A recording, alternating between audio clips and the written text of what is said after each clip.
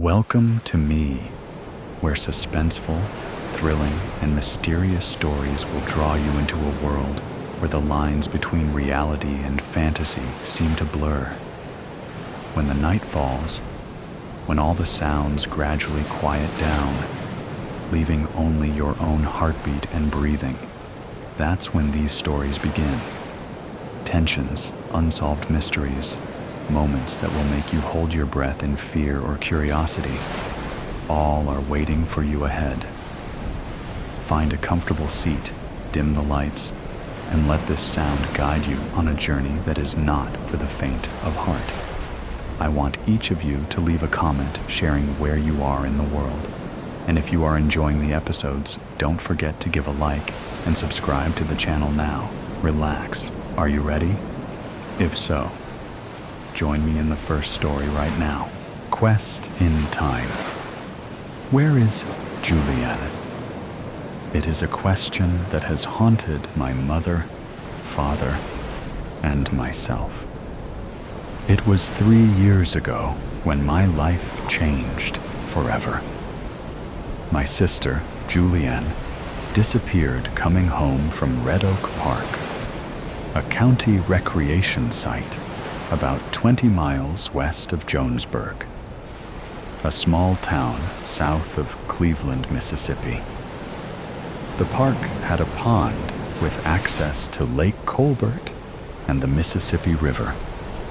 Lots of trees and hiking trails, campgrounds, and a couple of boat docks. My sister and her boyfriend had gone to the park to celebrate the Thanksgiving holiday. The two had gotten into an argument. She had gotten mad, told him to find his own way home, and had gotten in her car and left. First of all, you might be wondering why my sister was driving. That had a lot to do with the argument they had got into. Her boyfriend, Steve Simich, was currently a stocker in a grocery store, did not have a car, at least not one that worked, was trying to finish college, although not very successfully, and didn't seem too worried about whatever was ahead. My sister, on the other hand, Julianne Harden, had finished college, worked a full-time job, and was preparing for a life with a house, a family, and a future. Although there was no doubt she loved him, I believe that, looking back, she was beginning to doubt how much he loved her. His unwillingness or inability to move forward in a responsible manner was a red flag she couldn't ignore. So, that being the case, according to Steve's account, she blew her stack, fussed at him, and jumped in the car, speeding off down the road. She was never seen again. The police were called when she didn't make it home that night. Steve was interviewed, but the fact that he had to call a friend to pick him up at the park, something that was verified by the police, seemed to clear him of any part in my sister's disappearance. We called on friends and family, searched the roads between our house and the park, but found no sign of her or her car. 3 days later, her car was found in a church parking lot. There was no video or security camera, so no evidence of who left it there. No matter how we searched or the police investigated, no evidence of her has been found since. I was 17, a freshman at Hobart University when this happened. She was 22, a graduate from the same college, and just starting her life. Although my questions started then, my quest didn't begin until my senior year, when I was finishing up a degree in criminal justice. My last semester at college, I had a chance to get an internship with the county sheriff's office, and I worked to get located at the same precinct that had investigated my sister's case.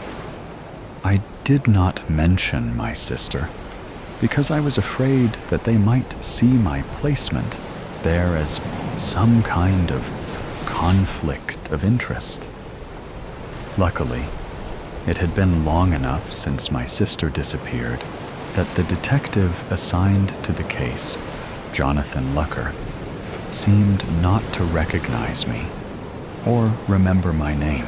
I kept a low profile, determined not to be found out. I started in late January, with responsibilities to be assigned on a daily basis.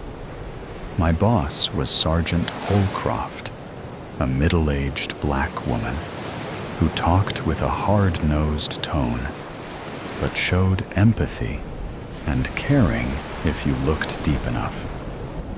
In between cleaning interview rooms, filing personnel records, and filling out supply forms, I perused the computer, which I now had at least limited access to, and prowled the evidence locker to see what I could find out about my sister. Unfortunately, I could find very little that I didn't already know. She had left the park about 2 o'clock in the afternoon, according to her boyfriend's testimony, and started home. That was the last time she was seen. Being a long stretch of mostly rural highway, they could find no witnesses that saw her on the road, nor could they find anything that showed how the car ended up at the church parking lot. There weren't any fingerprints, DNA, blood, or any other clues in the car. And I was now determined to find out what happened to her. The only thing they found in her car was a plastic fork, not used, lying on the floorboard. Her purse and coat were in the back seat, as if they had been moved out of the way. Did that mean someone had joined her in the car? No one knew. I pored through the files on the computer and in the records themselves, looking at every note, form, report from other agencies that had been gathered until I could name, pay, and paragraph where a certain fact could be found. "What are you looking at?" a voice suddenly interrupted me as I pored over papers on the back row desk that I had taken over. I was so concentrating on understanding everything that I could about my sister's case, I didn't notice the approach of Detective Lucker. This might not be good, I thought. Sorry, I sat back in my seat. I thought I would familiarize myself with some processes used to investigate cases, including your sister's case, I see, he said. Detective Lucker was short, slightly bald-headed, with a thin gray mustache, thick fingers, and eyes that looked straight through you. I sat back even more, surprised that he knew who I was. I had been counting on a non-existent anonymity, it seems like. He smiled. Yes, I remember you. I don't forget cases that haven't been solved, nor the people involved in them. I also don't have any problem with you researching the case. However, that may not be true of everyone in the office. There are 2 caveats, he continued. One is that you don't do anything that would jeopardize the case. You don't contact anyone. You don't mess with the evidence. You don't talk to anyone else in the office. If you have questions, you come to me. Secondly, if you come up with any facts, theories, or other information related to your sister's disappearance, you come directly to me immediately. Do you understand? I nodded enthusiastically. From having to sneak around, watching my back, to being given permission to research all I wanted to, discreetly, of course, was more than I could hope for. Yes, sir, I answered quickly. Anything that you have to tell me?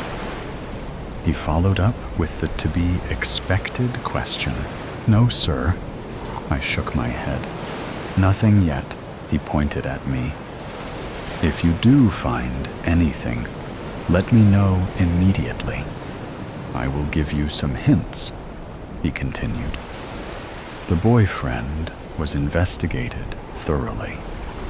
He had no motive, and we were able to confirm that he was at the park until he was picked up by a friend about 4:30. We could also not find any other friends or acquaintances who had motive or opportunity. She was traveling home alone. You will see all this on the report. Her phone stopped sending signals not long after it left the park. Whether she turned it off or the battery died, we don't know. From what Steve told the family after it happened, I interrupted. He tried to call her many times after she left. Knowing my sister, she probably turned her phone off so as to not be bothered by his frantic messaging. The detective nodded. That sounds reasonable. Again, let me know if you find anything, he said, and walked away. I took that as a command not to be trifled with, but I didn't care. Anything I found out would have been on his desk the next day anyway. So, in that regard, nothing had changed. Except now, I had permission. I didn't have to feel guilty about doing my behind-the-scenes snooping, and better yet, my quest to find out what happened to my sister was on full throttle. I am sure there are cliches that I haven't used yet, but stay tuned. I spent the next several days in between doing the job that I was actually hired to do, going through the folders that I had found in the evidence files. The police had very little to go on. They didn't know when or where she disappeared, except it was somewhere between the park and the town, 20 miles away. They looked at security cameras along the main road, but although they saw similar makes and models, were not able to positively identify my sister's car. One note said that a similar type of vehicle was shown passing by a gas station, but did not show up in any other images between there and town. Again, did that have anything to do with my sister? Was it someone else who turned off to go home, visit someone, or head down a more rural road where only farms existed with no cameras or security images? I continued my research over the next several weeks, heading toward the time when my internship was fast running out. When the college semester ended so did my internship. Luckily, the officer I worked for basically let me do my own thing and didn't assign me too many additional responsibilities that would make my research even more difficult. I wondered if Detective Lucker had said something to her, but I was afraid to ask. More and more, I became frustrated because there was so little to go on, and I came to appreciate how difficult the initial investigation had been. I feared that my question would remain unanswered until suddenly my duties as an intern helped me find the clue that I had been looking for. I was cleaning up folders from the conference room to be refiled after a meeting when I happened to look at the heading on one file: Sarah Jane Fuller, missing person. The tab on the folder read. Curious, I closed the conference room door, sat down, and opened it up.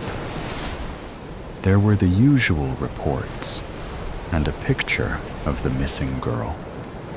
Attractive white girl with brown hair and a thin, pointed chin. Her eyes seemed to stare at me. I quickly placed it on the table and read the basic details. She had disappeared the year after my sister and was driving from eastern Tennessee through Mississippi, heading to New Orleans.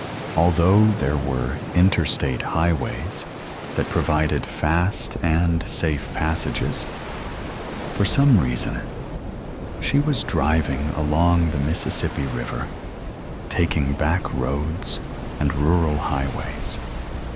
Her family said that she loved the river and visited it as often as she could, no matter what state she was in. So there was a possibility that she had driven that way for the scenery. Her phone had stopped pinging on Highway 17, just east of Rosewood, a town not far from the river. To me, the interesting part was that my sister Julianne would have taken the same route, at least part of the way.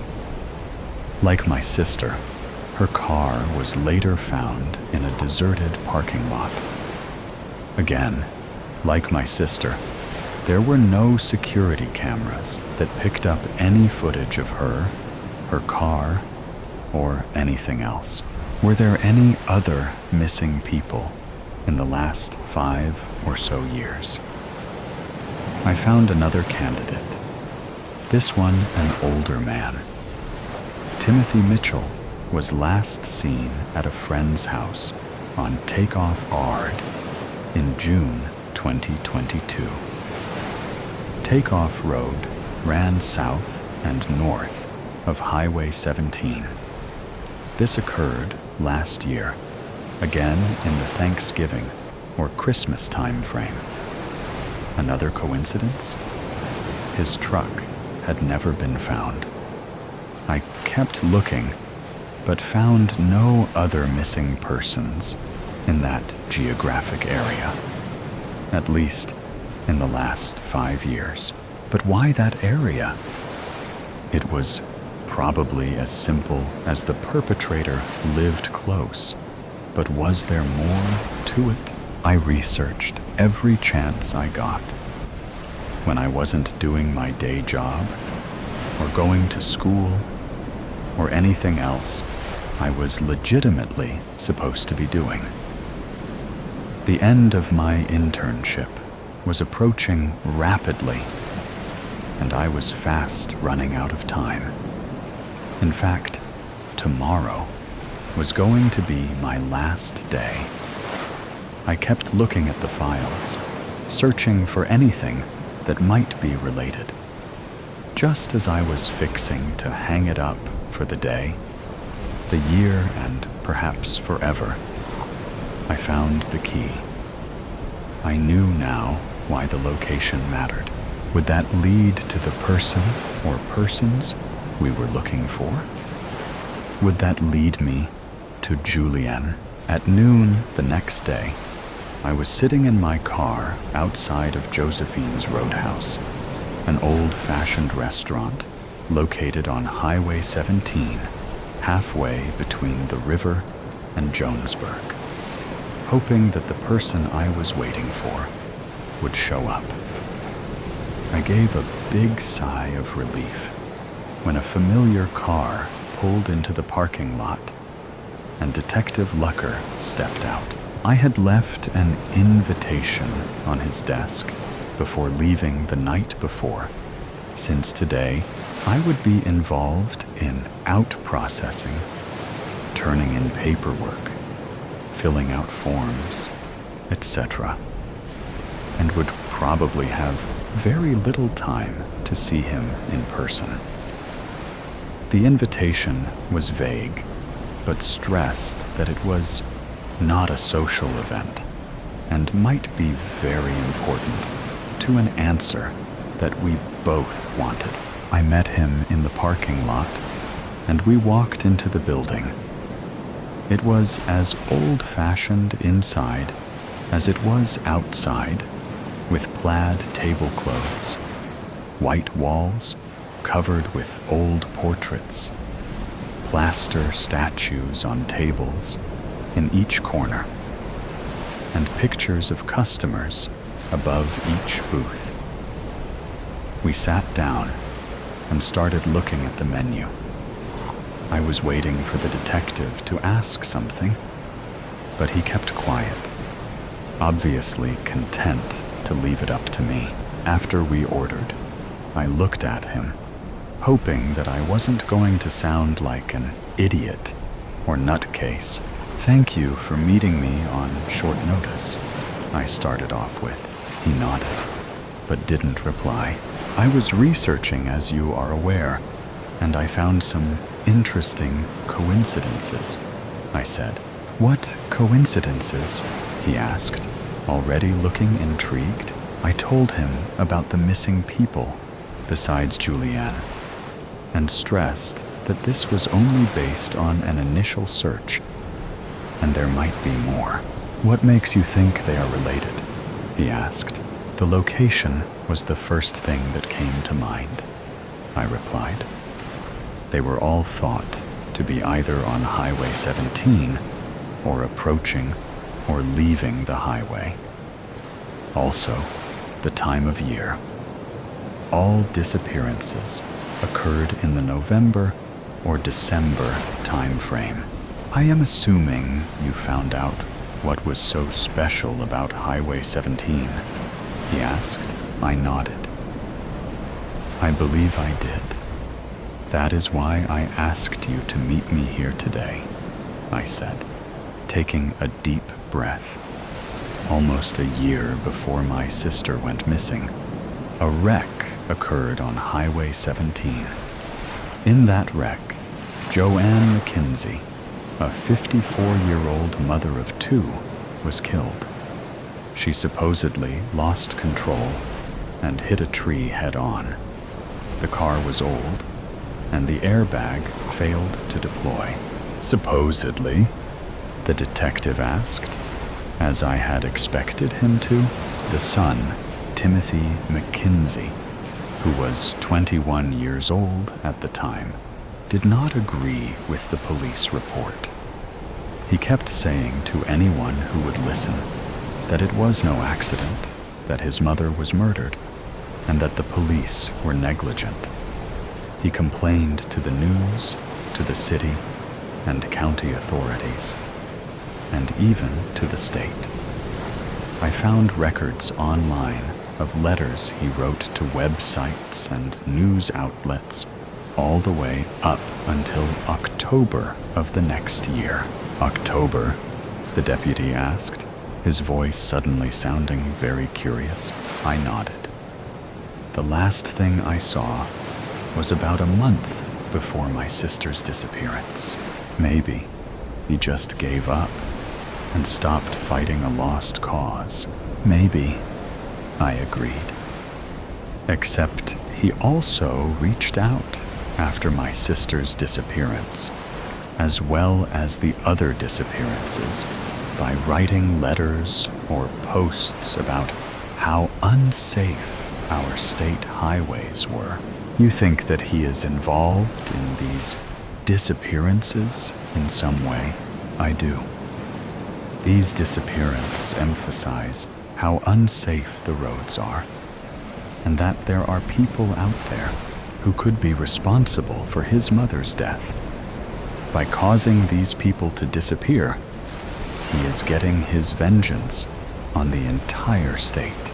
But wouldn't these actions result in increased police presence, in making it harder for him to commit future crimes? Maybe, I answered. But it hasn't happened yet. The other thing, as I mentioned, was the time frame. These 3 disappearances occurred within a month or so of the date that his mother was killed. And Mackenzie and his family have a farm off Highway 17. We have time, location, motive. The detective thought for a minute. Even if this unlikely story is true, we have no evidence to tie him to any crime. One other thing. I leaned forward. His mother is buried on a private cemetery on the Mackenzie property. Where is a better place to hide bodies than in a cemetery, especially a private one? And, I continued, even a private cemetery has to be licensed by the county and is subject to health and welfare inspections. I leaned back. My case was made. Now it was up to the detective. He thought for a minute. "Okay," was all he said before getting up to go. "I will take care of it. Any reason that we met here?" he asked his last question. "Yes," I said. "The Mackenzie family owns this restaurant." I waited and watched him leave. I had no doubt that he would find a way onto the property. And, unfortunately, I also had no doubt that he would find the missing people, and that my question would finally be answered. Where was Julienne? I was fixing to find out. What lies behind her mirror? Detective Sarah Chen stared at the ornate Victorian mirror, its silver surface reflecting nothing but shadows in the dim light of the abandoned mansion. 3 days, 3 women missing, and all connected to this house. The mirror seemed to mock her with its emptiness. "Find anything?" Detective Mike Rodriguez's voice echoed from the hallway. "Just another dead end," Sarah replied. But something about the mirror kept drawing her attention. The curved floral patterns along its frame seemed to shift in her peripheral vision. But when she looked directly at them, they were perfectly still. "The homeowner's alibi checks out," Mike said, entering the room. "He was in Tokyo when the first woman disappeared." Sarah traced her fingers along the mirror's frame. "What about his wife?" "That's where it gets interesting." Mike pulled out his notebook. "Mrs. Eleanor Wright hasn't been seen in public for 6 months. Neighbors say she became a recluse after their daughter's suicide last year." Sarah's hand froze on the frame. Suicide? That wasn't in the case file, because it wasn't ruled a suicide officially. The daughter, Rebecca Wright, 19, was found in this room, in front of this mirror, with no signs of trauma. Toxicology came back clean. They called it natural causes, but 19-year-olds don't just die of natural causes, Sarah finished. She leaned closer to the mirror, her breath fogging the glass. For a moment, she thought she saw something move behind her reflection, a shadow darker than the others. Here's the part that'll give you chills, Mike continued. Each of our missing women reported seeing someone following them in mirrors before they disappeared. Their therapists all noted it as a shared delusion. Sarah stepped back from the mirror. All three saw someone in mirrors, a woman in a black dress, according to their descriptions. They said she would watch them, getting closer each time, but only in reflections, never in real life. The temperature in the room seemed to drop. Sarah pulled her jacket tighter. We need to talk to Mrs. Wright. Already tried. The housekeeper says she hasn't left her room in 3 months. Won't see anyone. Won't talk to anyone. Sarah's phone buzzed. A text from forensics. Lab results are in on the dust samples from the missing women's homes. Anything useful? Traces of silver nitrate. And Sarah squinted at the screen. Something they can't identify. Some kind of organic compound they've never seen before. A floorboard creaked behind them. Both detectives spun around, but the doorway was empty. When Sarah turned back to the mirror, she caught a glimpse of movement, a flash of black fabric disappearing around the edge of the reflection. Tell me you saw that, she whispered. Mike shook his head. Saw what? Sarah approached the mirror again, her heart pounding. The frame felt cold under her fingers, much colder than it should be. We need to get this mirror to the lab. Sarah, it's just a mirror. We need to focus on finding Mrs. Wright, and 3 women are missing, Mike. All saw someone in mirrors before they vanished. Rebecca Wright dies mysteriously in front of this specific mirror. And now I'm seeing... She stopped, realizing how it would sound. You're seeing something in the mirror, too? Mike's voice carried a note of concern. Maybe you should take a break. You've been working this case non-stop for... A laugh echoed through the room. High, feminine, and definitely not coming from either of them. Mike drew his gun, scanning the shadows. NYPD, show yourself. Sarah couldn't move. In the mirror, a woman in a black Victorian dress stood directly behind her. But when Sarah spun around, there was nothing there. The figure remained in the reflection, smiling. Mike, Sarah's voice shook. Look in the mirror. He turned, and his face went pale.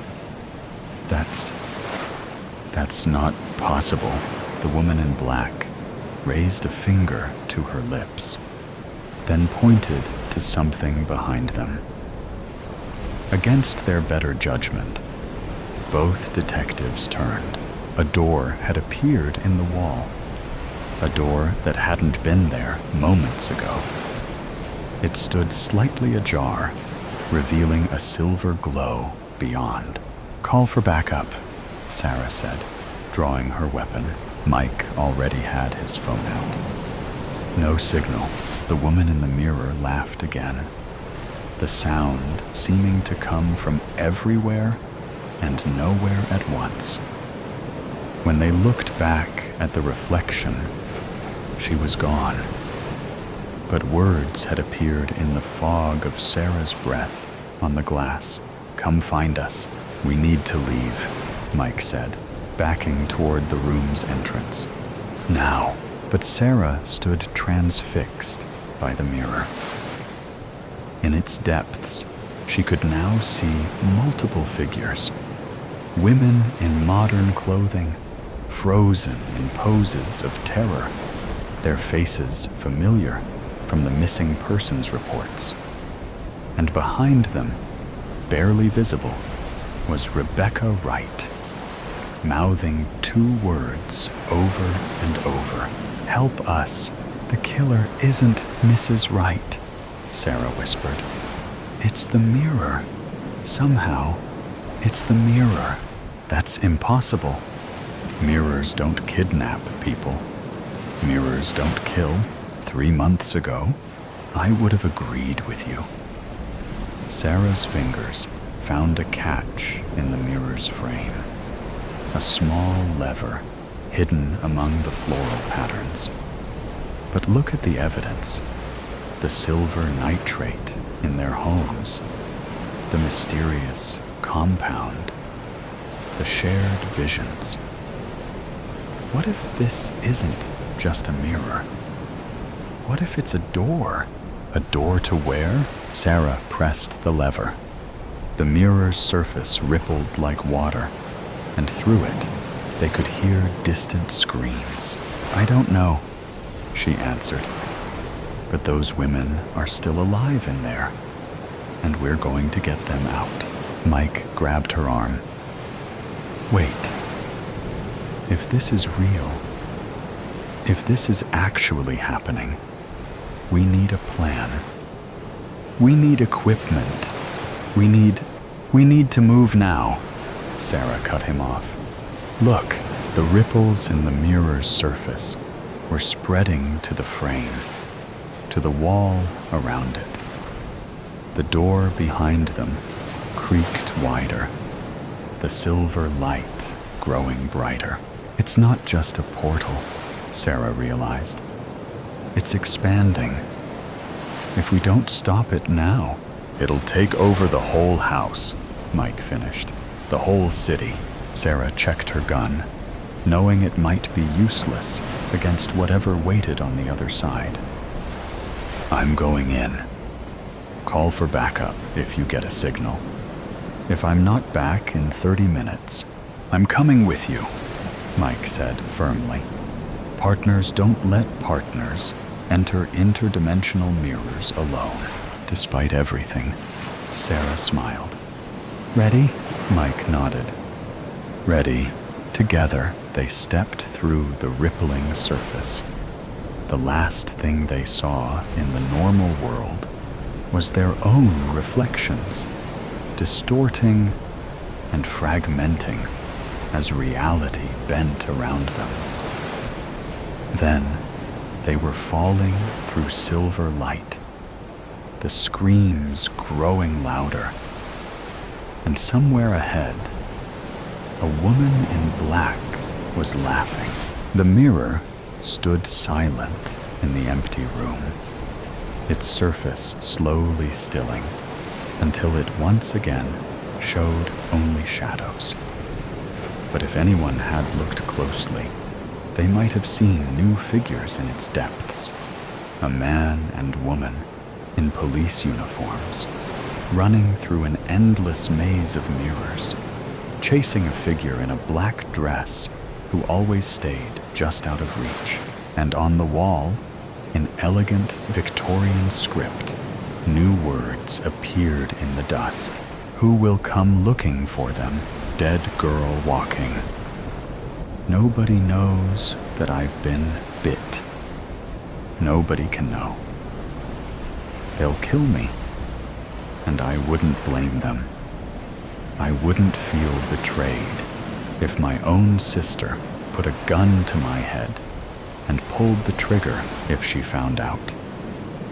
I would do the same, because it is the right thing to do, the safe thing to do.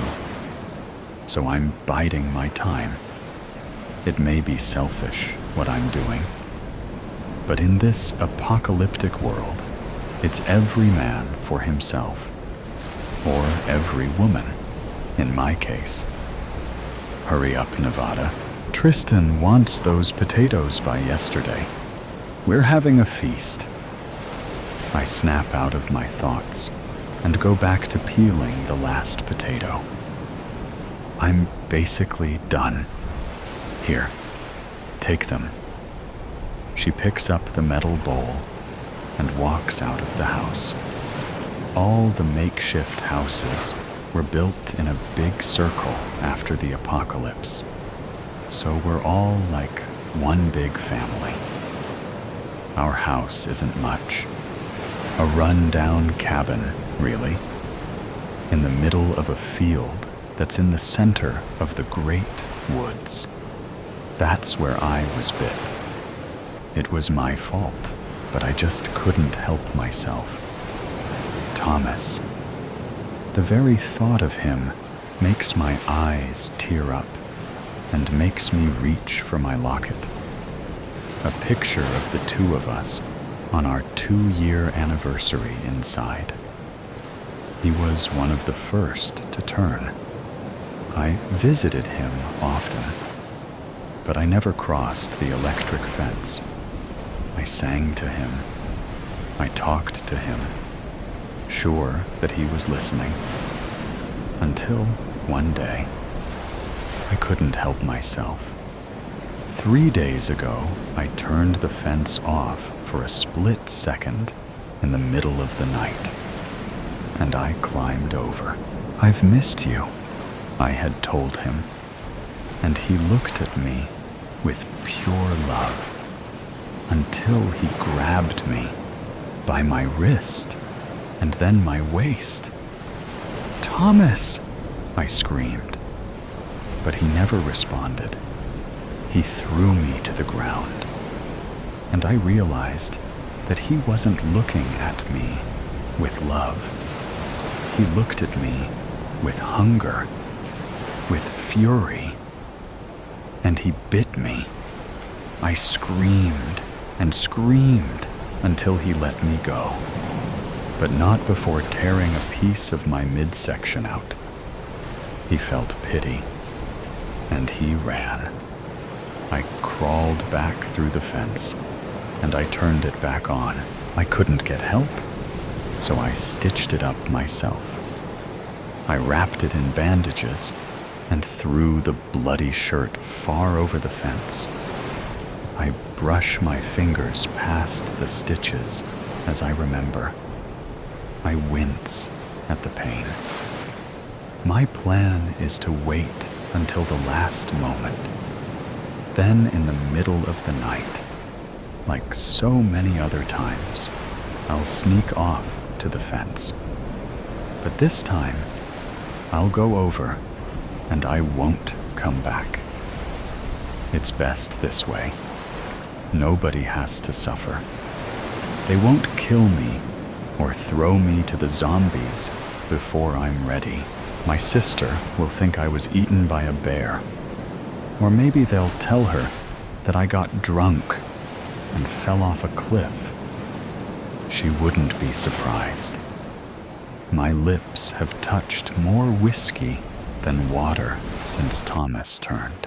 I walk out of the house and towards the crowd of people gathering in the center of the house circle.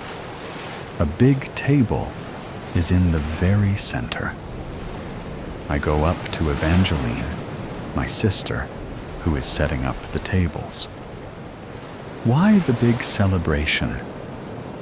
She looks up from the utensils and napkins. "He wants to celebrate nobody being infected in the last year." She hesitates. Thomas marks the last person bitten. My eye twitches, but Eva doesn't seem to notice. I walk away from her without another word. I cannot hurt them. I cannot hurt Eva like this. I will leave tonight, after the feast, so I can have one last goodbye. I go back inside our house and get out my best outfit, the only dress that I had left, and my bright diamond heels, the most expensive thing I still had. My mother and father had gifted them to me before they were killed. Not by zombies, by a human, long before the apocalypse even started. I've never worn them to try and preserve them, just in case the apocalypse ever ended. I had a false hope that someday things would be normal again, and I would graduate or have my wedding in diamond heels. But I messed everything up. Eva will get my heels. She's begged for them for years, but I'm wearing them to the feast. Night falls quickly, and the people have put torches up next to every house, and at the corner of the feasting table, I serve myself a tall glass of liquor. I don't want to feel anything when the zombies take me. I can see the townspeople eyeing me and then staring at my drink. Everybody in town knows about me. The girl that used to have the kindest eyes and a bubbling personality. The girl whose eyes have lost their shimmer, whose soul has turned bitter. The girl who kept to herself inside her house and plugged her ears at every town gathering. Until now. It's good to see you, Nevada, Tristan says from behind me. I turn my head around and smile at him. Yes, it is. It's a lovely night that you've arranged for the town. He laughs. It's what I do best, sweets. I smile at that. My nickname since I was a little girl. I'll miss Tristan. He walks over to greet a couple that just approached the table. I look around the field to see happy people, dancing and singing, drinking, eating, and cheering. Oh God, what am I still doing here? It's not just my bite that could infect them. It's me. I've been infecting the town, my sister, and Tristan. I don't fit here anymore. I suck up their happiness. I don't belong. I have to leave right now. I quickly find Eva and ask her to walk with me. What's wrong, Nevada? I flash my most convincing smile at her. Nothing. Just wanted to spend some time with you. She looks at her feet. I love you. You know that, right, kid? I ask her. She looks up at me and smiles. I love you too, no matter what. She hugged me tightly. The first hug she had given me in over a year, and I hugged her back. Listen, Ava, I started.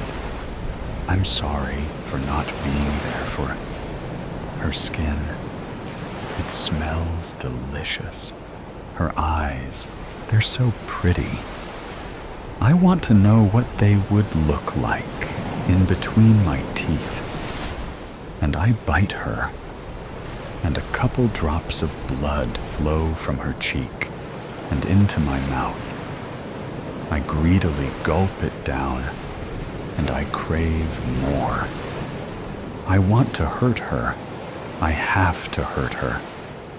So I bite deeper, and then she starts to scream.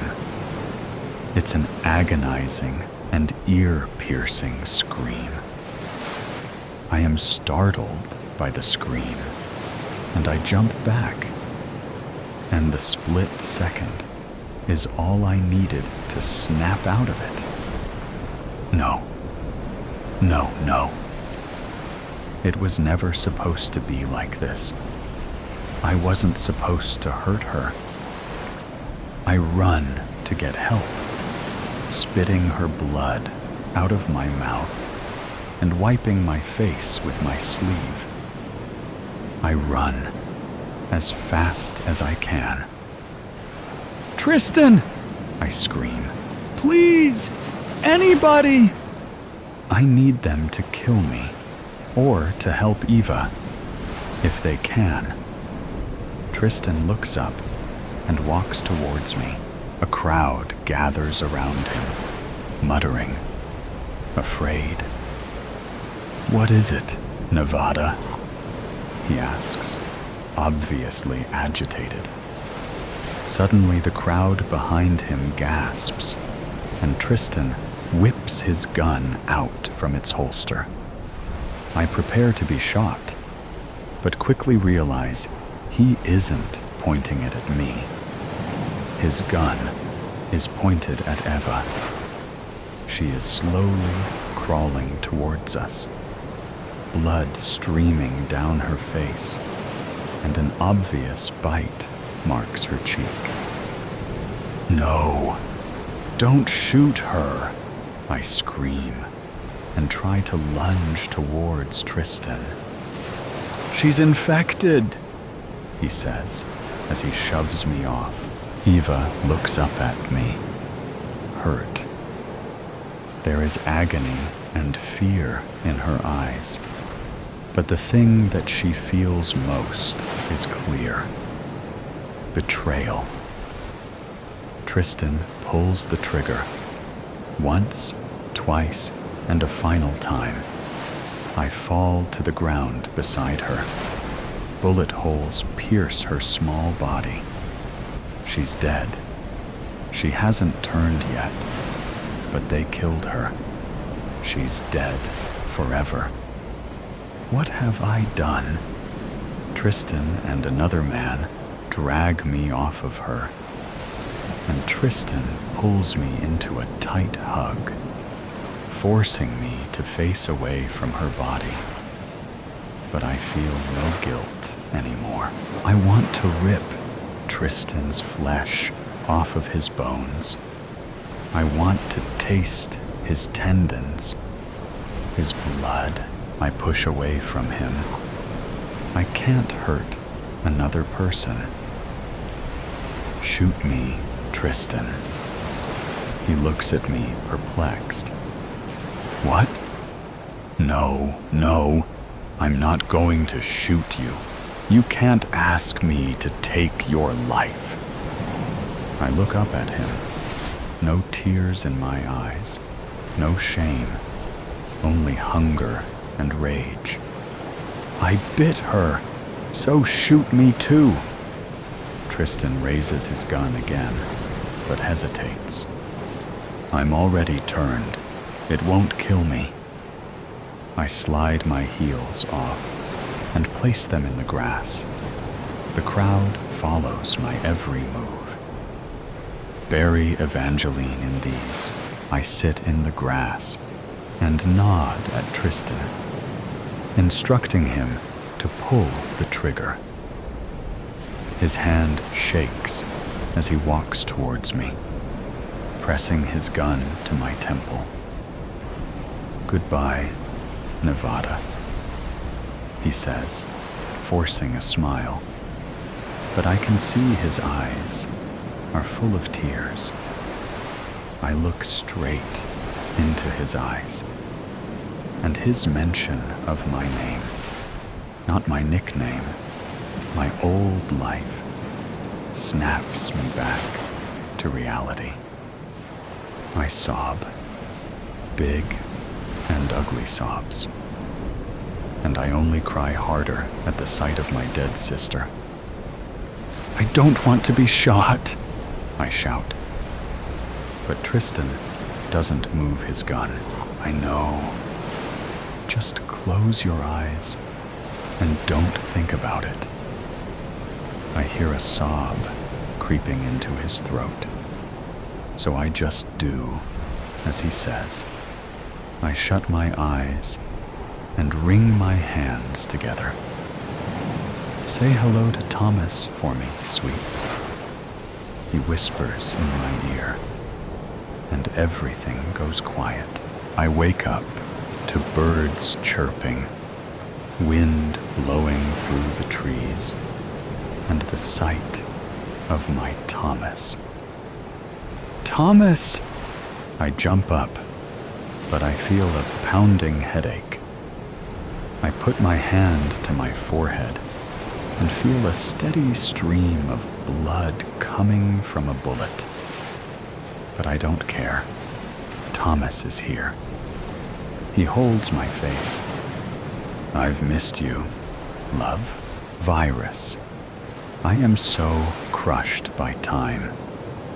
Time and these oozing wounds and the rotten flesh, like mealy apple that is my chest cavity. Rotten skin and an infected mind. Gangrenous parietal. So insatiably starving for living flesh, to rend it in my grinding jaw, the music of muscle mashing between molars and canines. A beating heart, my own, a thick, bloody steak. The fog of insanity. I am a monster, a living dead. I was once a man, the axe head, dragging heavy in the dirt. A curved razor edge and an engraved raven screaming in the silver. Scratches all along the throat and dried blood caked from heel to toe. A thin trail drawn in my footsteps, full of nightmares and terror. A horsefly crawls from a soggy hole in my cheek. Up ahead, in the cobalt blue between night and dawn, a cabin with windows boarded and the door barricaded. Faint whisper of light on the eastern rim, hope pretending to be where it's certainly not. Or is it truly there? Does hope still exist when your own has gone from the world? Footsteps forward. An animal slaughtered and torn to bits in the yard. A goat, most likely. Its rib cage shorn and sucked of the marrow. Bones and hooves make for lovely crowns. Some of the infected have shown an affinity for satanic macabre, my own skin crawling. The devil inside me too. Feed, devour carcasses, piled and burned and turned to ash. Skulls with strips of flesh melted to orbitals. An explosive exit wound from a lonely dome rolled to the bottom of the blackened heap. Shotgun sawed off. The stench is unmistakable, an overpowering, mutant reek blowing about in the wind. Someone has defended this place well. It's eerie and silent. No barn or garage. Tracks swerve backwards frantically in the gravel driveway. No vehicle in sight. A rope swing slung from the branch of an oak shivers in the breeze. Crows cry from the barren trees. They've learned not to pick at our remains. Those that do go stark mad. They attack their own, and soon the whole murder is infected. Dark balloons, writhing in the sky, plowing at high velocities into stone structures, crashing through glass and shredding themselves to feathered ribbon. Perhaps everything living is gone. No. Through the foul aroma, something else. Sweat, blood, tears. Feast. The wood porch groans under my feet. Rancid stumps numb to feeling. Digits cracked and twisted from wild wanderings. Everything boarded. Nothing through which to peer. I rap a knuckle on the door. Solid, reinforced with planks. Or perhaps the overturned dining room table. I make sure to stay clear of the frame. Whatever shotgun did damage to that skull could be waiting on the other side. Moments go by. Nothing. I asked Caroline to marry me in a field of sunflowers.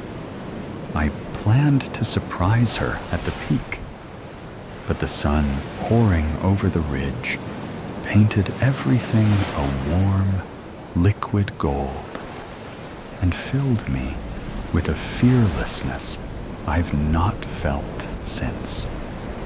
A courage that makes old friends of forever. She paused, a petal between her fingertips, and when she turned around, I was on one knee with a little box and a ring. I didn't even get the words out. "Yes," she breathed, dropping to the ground with me, my palm circling the small of her back, her hand running laps through my hair. Brown eyes, like Kodiak fur. I press my ear to the door, raw appendage blistered by the cold, the upper portion torn away by raking fingernails. Inside, a sound wave, barely a ripple, and then a booming echo, the thundering of a grandfather clock from a time long past. What's the hour? 5 a.m.? 6? What do the hands of a clock mean when time itself has stopped? And who said it ever really began? All of us zombies back then, slaves to time, wishing we had more, doing nothing with it, the best intentions, and all of our might, and all we did was eat the world. Mind virus, mustard gas in my demented cerebral, entire battalions twisting in the mud, gasping and choking, clawing away at their necks. Quiet, solitude, a freezing morning, and a cabin in the woods. Flesh, feed, gorge. I descend back down the steps and head for the rear of the house. My eyes dart in their sockets, alert to danger. The obliterated mutants in the yard burned in my thoughts like the scorched outline of a cattle brand. A ton of ammunition to build a mountain of bodies that big. Landmines and claymores, maybe. But the car gone, and no sniper fire to greet me. A fiendish drawl of laughter leaks from me. where else to go? The hell is all around you. The backyard, gray and dreary and desolate. Spindly trees like crooked skeletons, and a rusted weather vane plunged into the earth. A playscape with a slide and tunnel. Haunting emptiness. Abandoned next to the playscape. A purple big wheel with pink streamers taped to the handlebars, and Disney princess stickers pasted all along the back seat. Ice in my fingertips and chalk in my throat. A rupture in time and a memory forced to the surface. Winter sunlight streaming through the living room window, and a cinnamon aroma wafting through the hall. Evergreen needles and ornaments sparking within. Icicles and candy canes and crimson hearts adorned with all of our smiles. Thrashing, tearing, ripping. The wrapping paper undone while she giggles with glee. Wow, she hollers, animated as a cartoon coyote losing its top. Yay, Daddy. She bounces up and down in the rubble, the paper crunching and crinkling beneath her, a smile on my face, and Caroline's hands on my shoulders. She kisses my cheek and rests her chin on the top of my head. Oh, what did you get her? She asks, the size of the box exasperating the tone in her voice. Surely there's nowhere to put it. Not in this tiny space. It's a big wheel, Mommy. She's flipping it sideways and shoveling away the mess to give her mother a clear view. Her eyes beam with excitement, and electricity crackles in the room. Fleece jammies and wool socks floating a few strands of her strawberry blonde locks in the sunlight. Can we take it out, Daddy? Can we? She tugs at my arm. It's all right with me. Ask your mom, though. Even Daddy has to ask Mom when he wants to do something around here. She bites her lip. She can be annoyed by the box occupying half the living room, or the childishness of her husband's silly, untrue joke. But what she can't deny is the thrill in her daughter's voice, or the simple joy that arises within a child when they receive a bike on Christmas. Oh, okay, she relents, but coat and boots on Missy. And take your father with you. I've got a breakfast casserole in the oven, and I still have to ice the cinnamon rolls. Gabby bounds from the room cheering. And you? She gives a playful shove. Get that box down into the dumpster before I tape you inside and return to sender. I wrap her in my arms and take her down to the rug. She shrieks and we laugh and kiss, rolling around in the mess. The empty playscape again, front and center, and the big wheel lonely on the hard ground. Rage surges through me.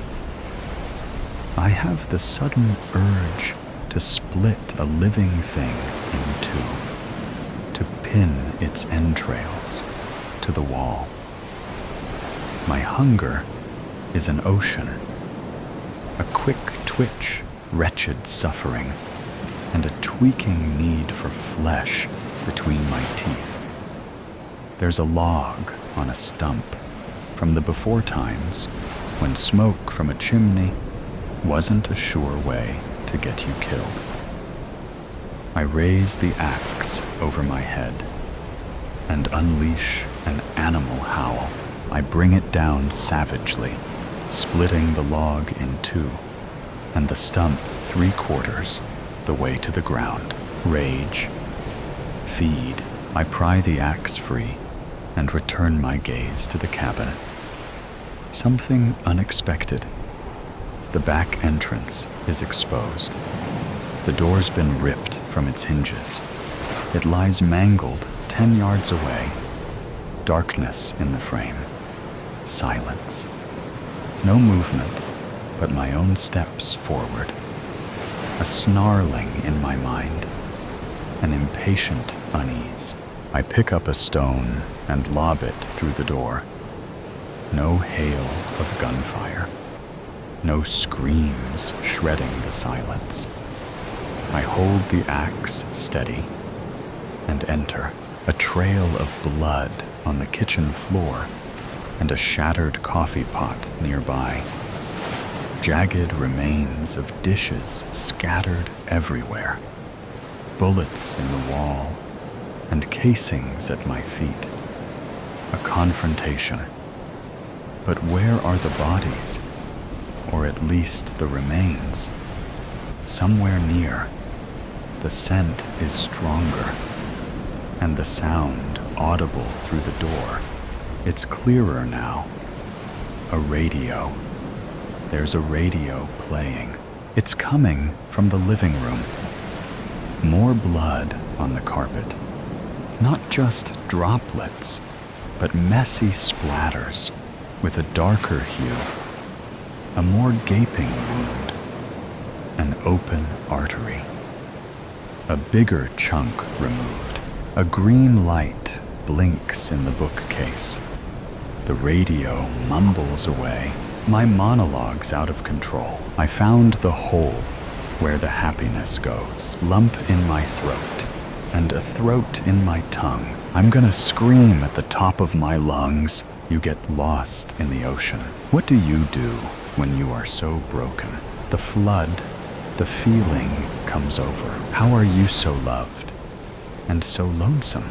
I press the power button and the noise ceases. Starving. I'm so starving. And sun-stable calm has bloomed within me. A hurricane eye still and silent, outside of which the chaos of the universe churns. A chaos untamed by the God that created it. What God? So much hatred in my heart. If infinite wisdom allows for this, then I wish to remain a feral beast forever. Up the stairs I go. In the hallways is where I find them. An infected with its head blown off, gushers of blood pooled in a lake around its body. Rigor mortis set in long ago. The creature's bony fingers have curled and cemented, its spine stiff as a folding board, and the smell putrid even to me. Black flies feasting on the carcass. A rat scurries from the gaping hole in its neck. The man of the house sat up against the wall at the end of the hallway. A shotgun blast through his heart. I bare my teeth and lean in for a closer look. Yellow in his eyes, in his fingernails, claw marks on his neck, infected by the thing he slew. Took his own life to avoid the fate of us. He's a weak dead, at least. No use to me. I crave flesh that's alive. There's nothing alive here. I reach into his pocket and find an unused shell. I slot into the shotgun and tuck the weapon under my arm. I descend the stairs and head back outside. I make for the woods behind the cabin. Maybe I can kill a buck and drain its blood, enough to sustain me while I hunt. Icy dew on the hard ground. It cracks beneath my steps. I stop in my tracks, and a hellish grin spreads slowly on my cracked lips. What a gift of the virus. The nose of a bloodhound. The scent has returned. It possesses me, makes my blood boil. I follow it, saliva dripping from my chops. Thump, hollowness beneath me.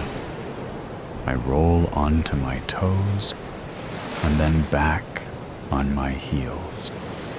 A creaking and then a soft whimper.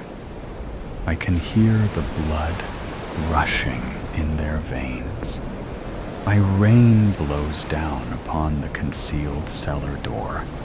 Screams that curdle the air, and animal fear that only presents inches from death. I jam my heel into the destroyed wood and rip the pathetic thing from its hinges. I descend down, feeding time, a woman in tears and shaking uncontrollably.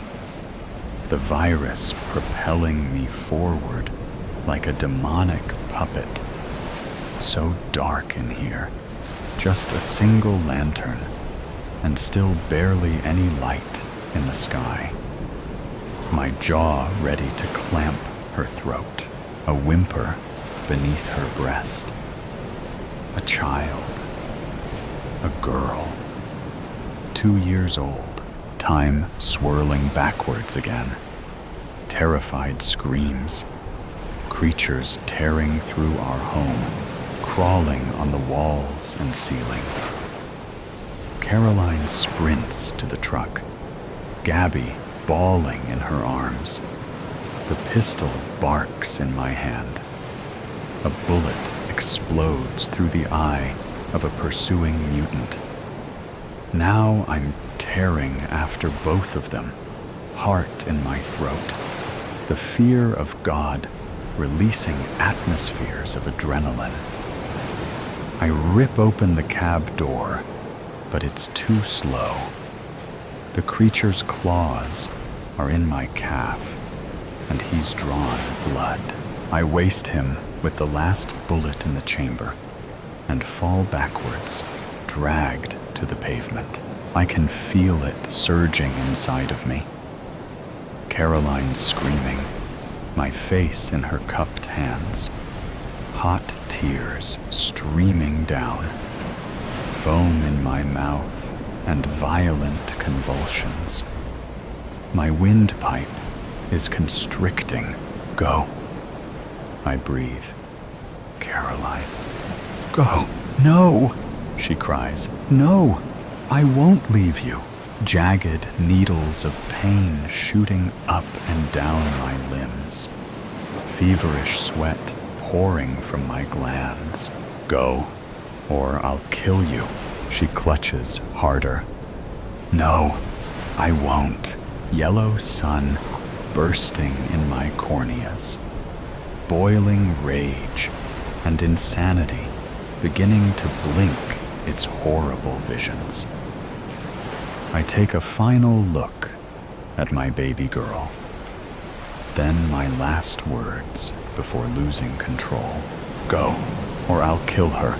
The Jeep roars from the driveway, gravel dust clouds, and descends upon me.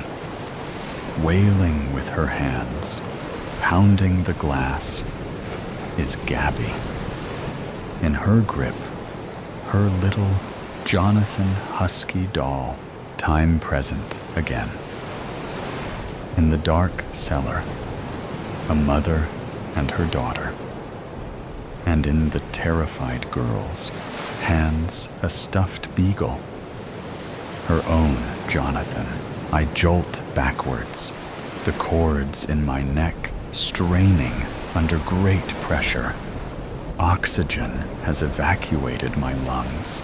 Kill, feed, musty in the cellar. A dankness that comes with the dark and wet. Go, Caroline, I won't. I collapse to my knees and retch. Blood in my eyes. Ravenous hunger that grips me. The woman clutches her girl and cries. She rocks back and forth, covering her daughter's eyes. No, I can't. No, I won't. Choked words between the retching. I won't leave you. Go, or I'll kill her. The fury is about to take over. I can feel it cresting into the abyss. One last shred of humanity inside me. My daughter's eyes in my soul. I clasp the shotgun and slide it, panicked, across the cement floor. Do it! I scream. But the virus has taken everything, and it comes out as a wild, maniacal howl. I'm overtaken, completely overrun. There is no more of me left. She lunges for the shotgun. I lunge to feast. A blast shatters the morning. There is no more of me left. Everlasting tears. It's been 20 years since I've seen a human face. They were all obliterated to shreds by that thing. The thing showed no mercy to anyone. Everyone and everything was decimated upon recognition. Everyone, except for me. There was no warning, no sign, nothing.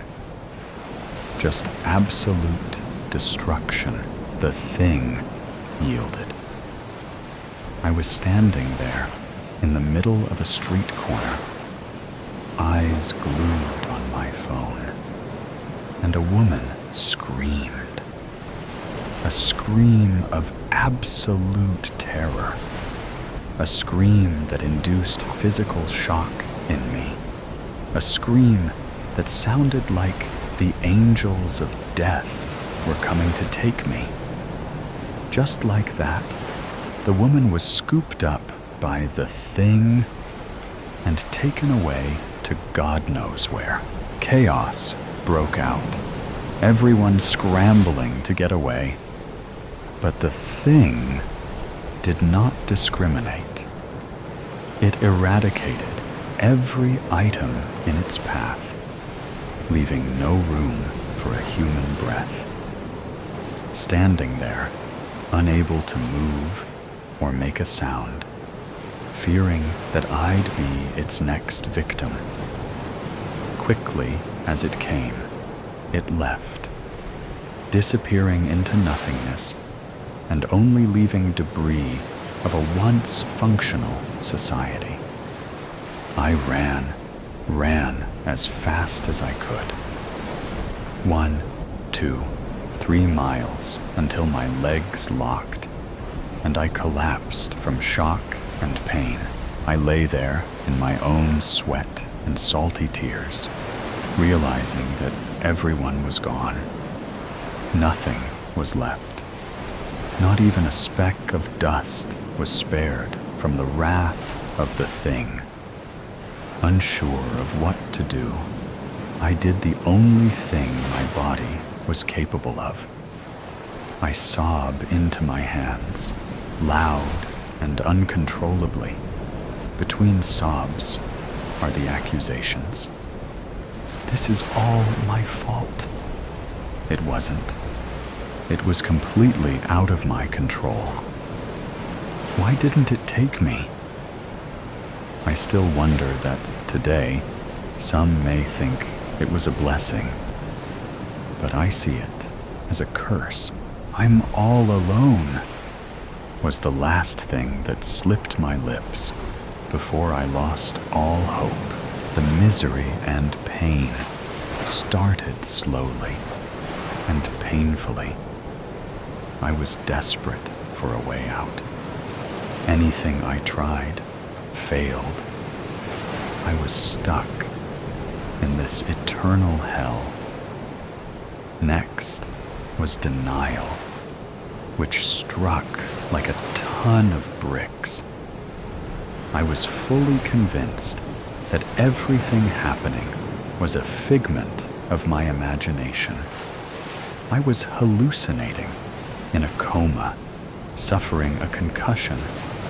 Any excuse to justify this dreadful reality. The thing never came back. For so many years, I wished it would. After some time, I became numb to this unfamiliarity of life.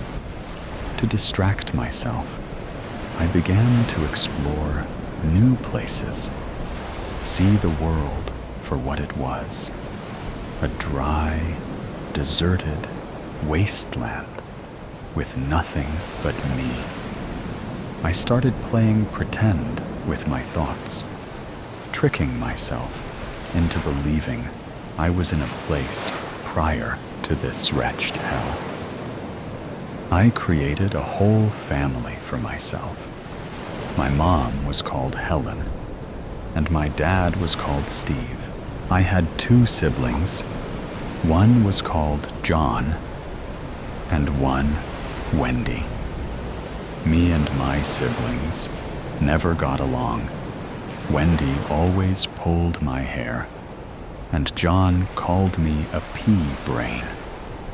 Still, I loved them, and we were a big, happy family.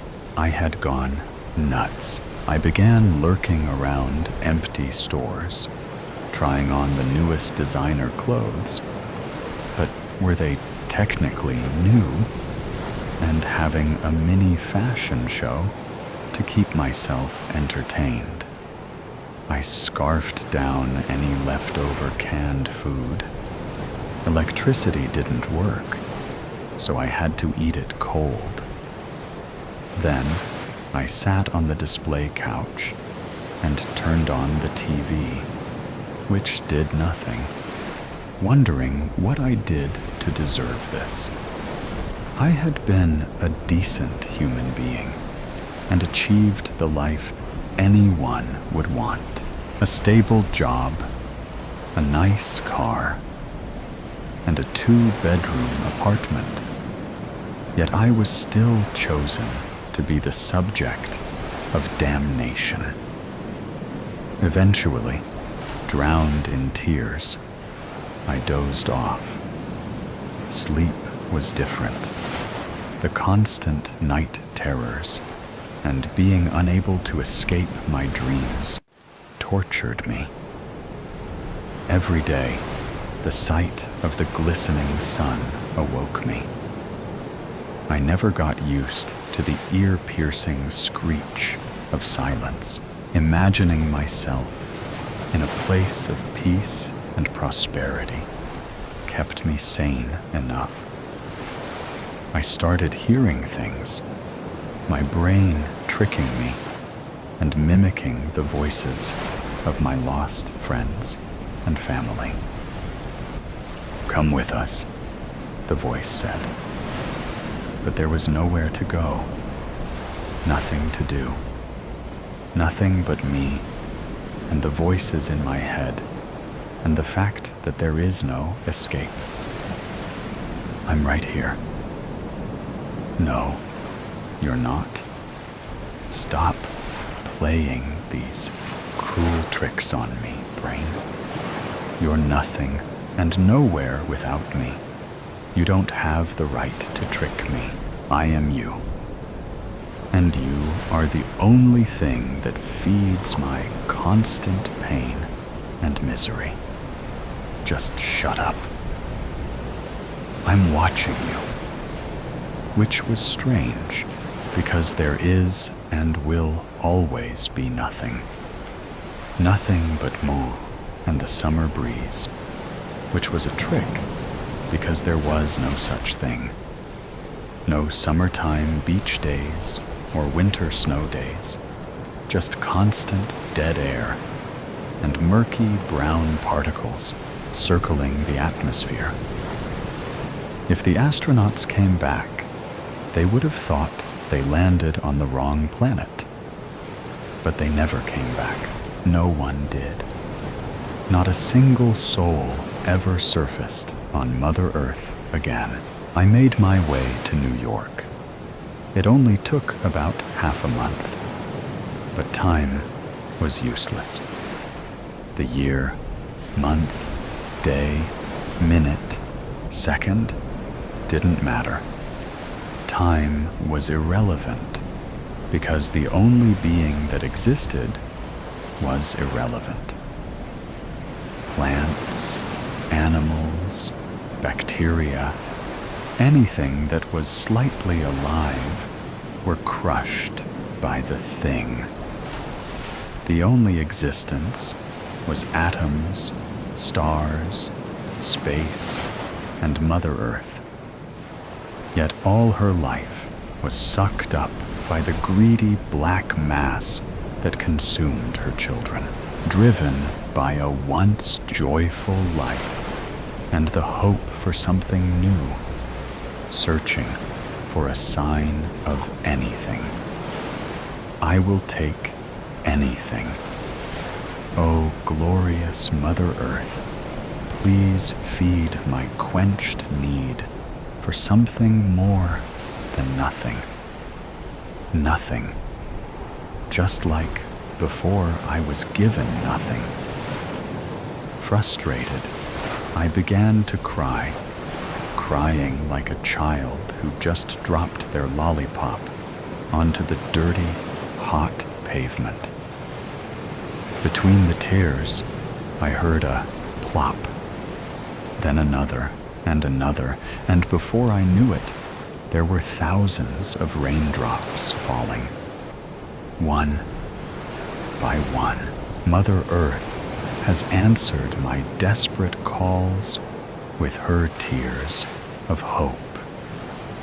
The dry ground has been nourished with the richness of the tears, and Mother Earth no longer wishes for something to drink. I sit there on my hands and knees, inspecting the once death-filled ground that is now thriving with water. I poke at it and expect dirt as hard as a rock. Instead, I feel the squishiness of mud. It was like touching the cheek of the once flourishing human population.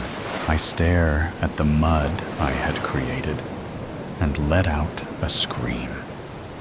The scream echoed across the vast emptiness of the world and bounced back with hope for something new. Something inside of me lit up, and I felt like my heart was going to fly right out of my chest, dance around me, and fly away to the world beyond.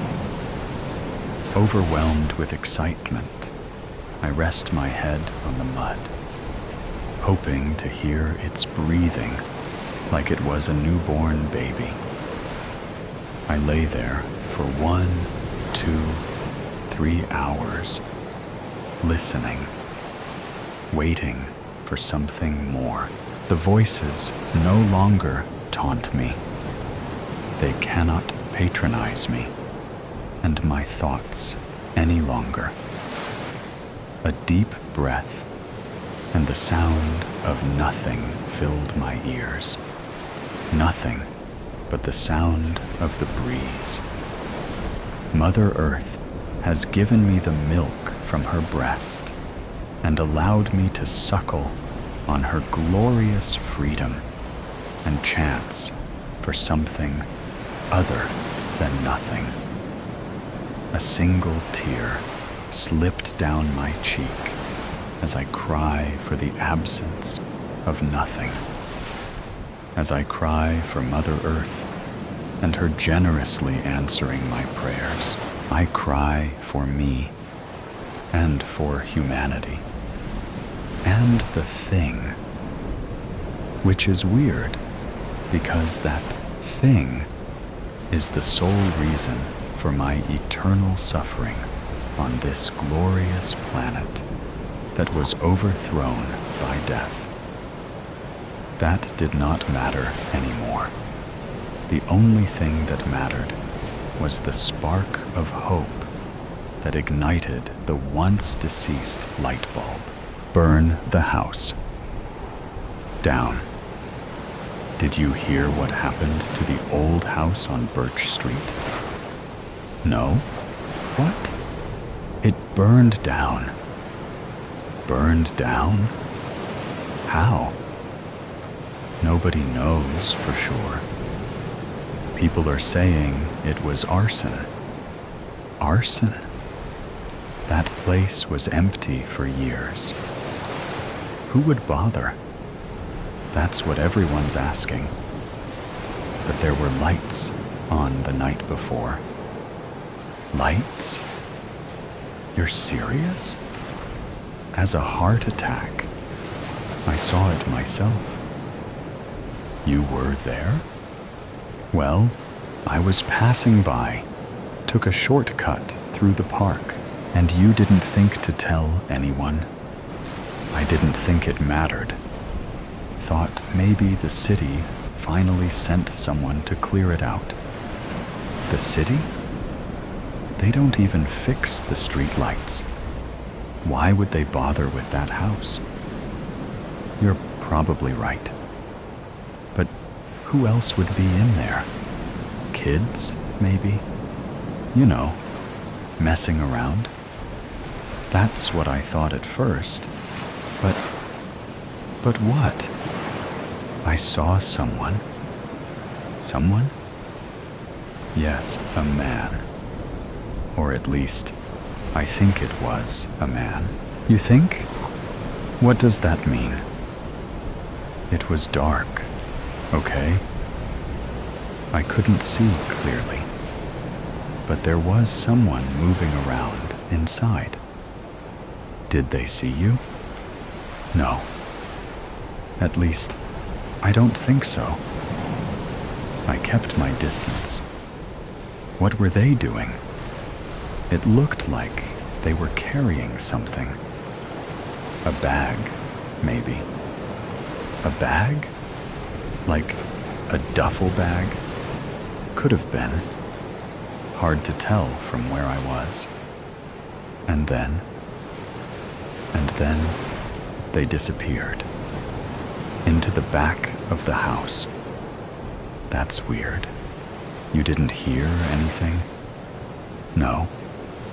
Everything was quiet. Too quiet.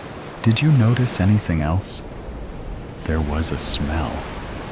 A smell? Like gasoline. Gasoline? Are you kidding me? No, I swear.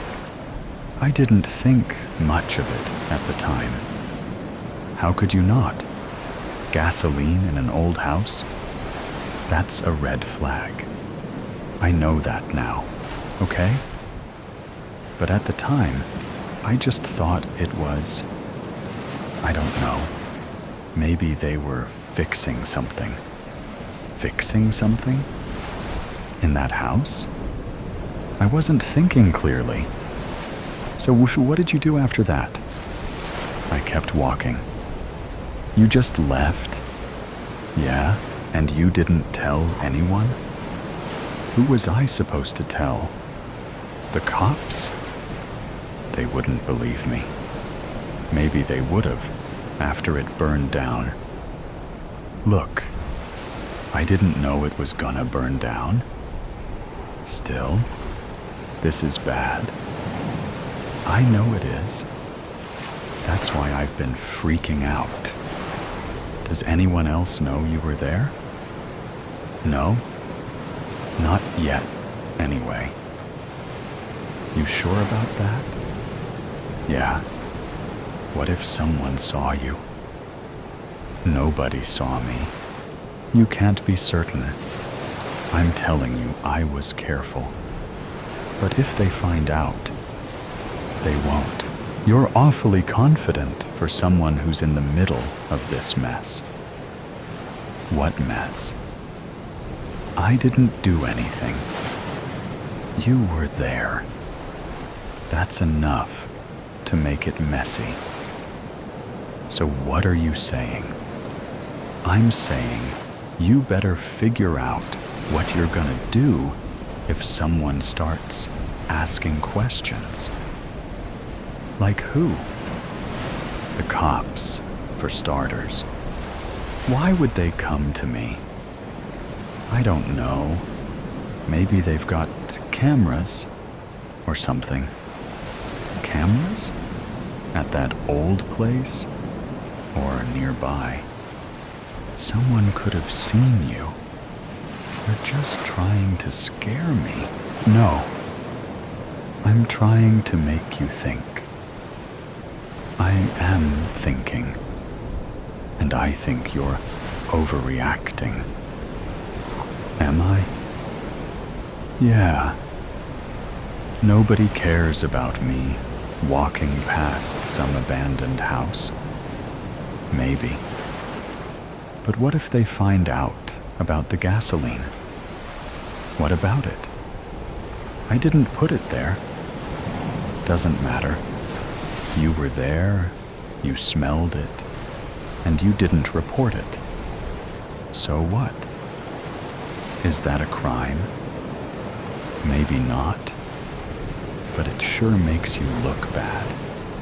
This is insane. I didn't do anything wrong. I'm not saying you did. I'm just saying you're connected now. Connected how? By walking through the park? By seeing something? Fine. Let's say the cops come. What am I supposed to tell them? The truth. The truth? Yeah. You walked by, saw lights, smelled gasoline, and kept going. And you think that's gonna make me look less suspicious? Better than lying. I don't know. This feels all wrong. What's your alternative? I don't know. Maybe just keep quiet? Bad idea. Why? Because secrets have a way of coming out. You don't understand. If I say something, they might think I was involved. Not saying anything makes you look more involved.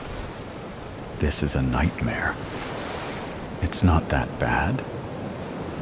Not that bad? You just said, I'm connected to a house that burned down. Look, you're not the one who set it on fire, but they don't know that. Then, make them know. How? By being honest. Honest? With cops? That's a joke. You got a better plan? No. Then maybe stop freaking out and just deal with it. Easy for you to say. You weren't there. And I'm trying to keep you from making it worse. Fine. Let's say I tell them. Then what? Then you answer their questions and move on. Just like that? Yeah. You don't think they'll dig deeper? Into what? You didn't do anything. I don't know. What if there's more to this? Like what? Like What if that guy I saw was the one who started the fire? Then it's even more important that you say something. You're not getting it. What if he saw me? Okay, let's think this through. There's nothing to think about. If he saw me, I'm screwed. Not necessarily. How do you figure? He doesn't know who you are. What if he does? How? Did you talk to him?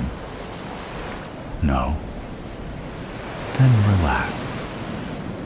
Relax? Are you serious? Yes.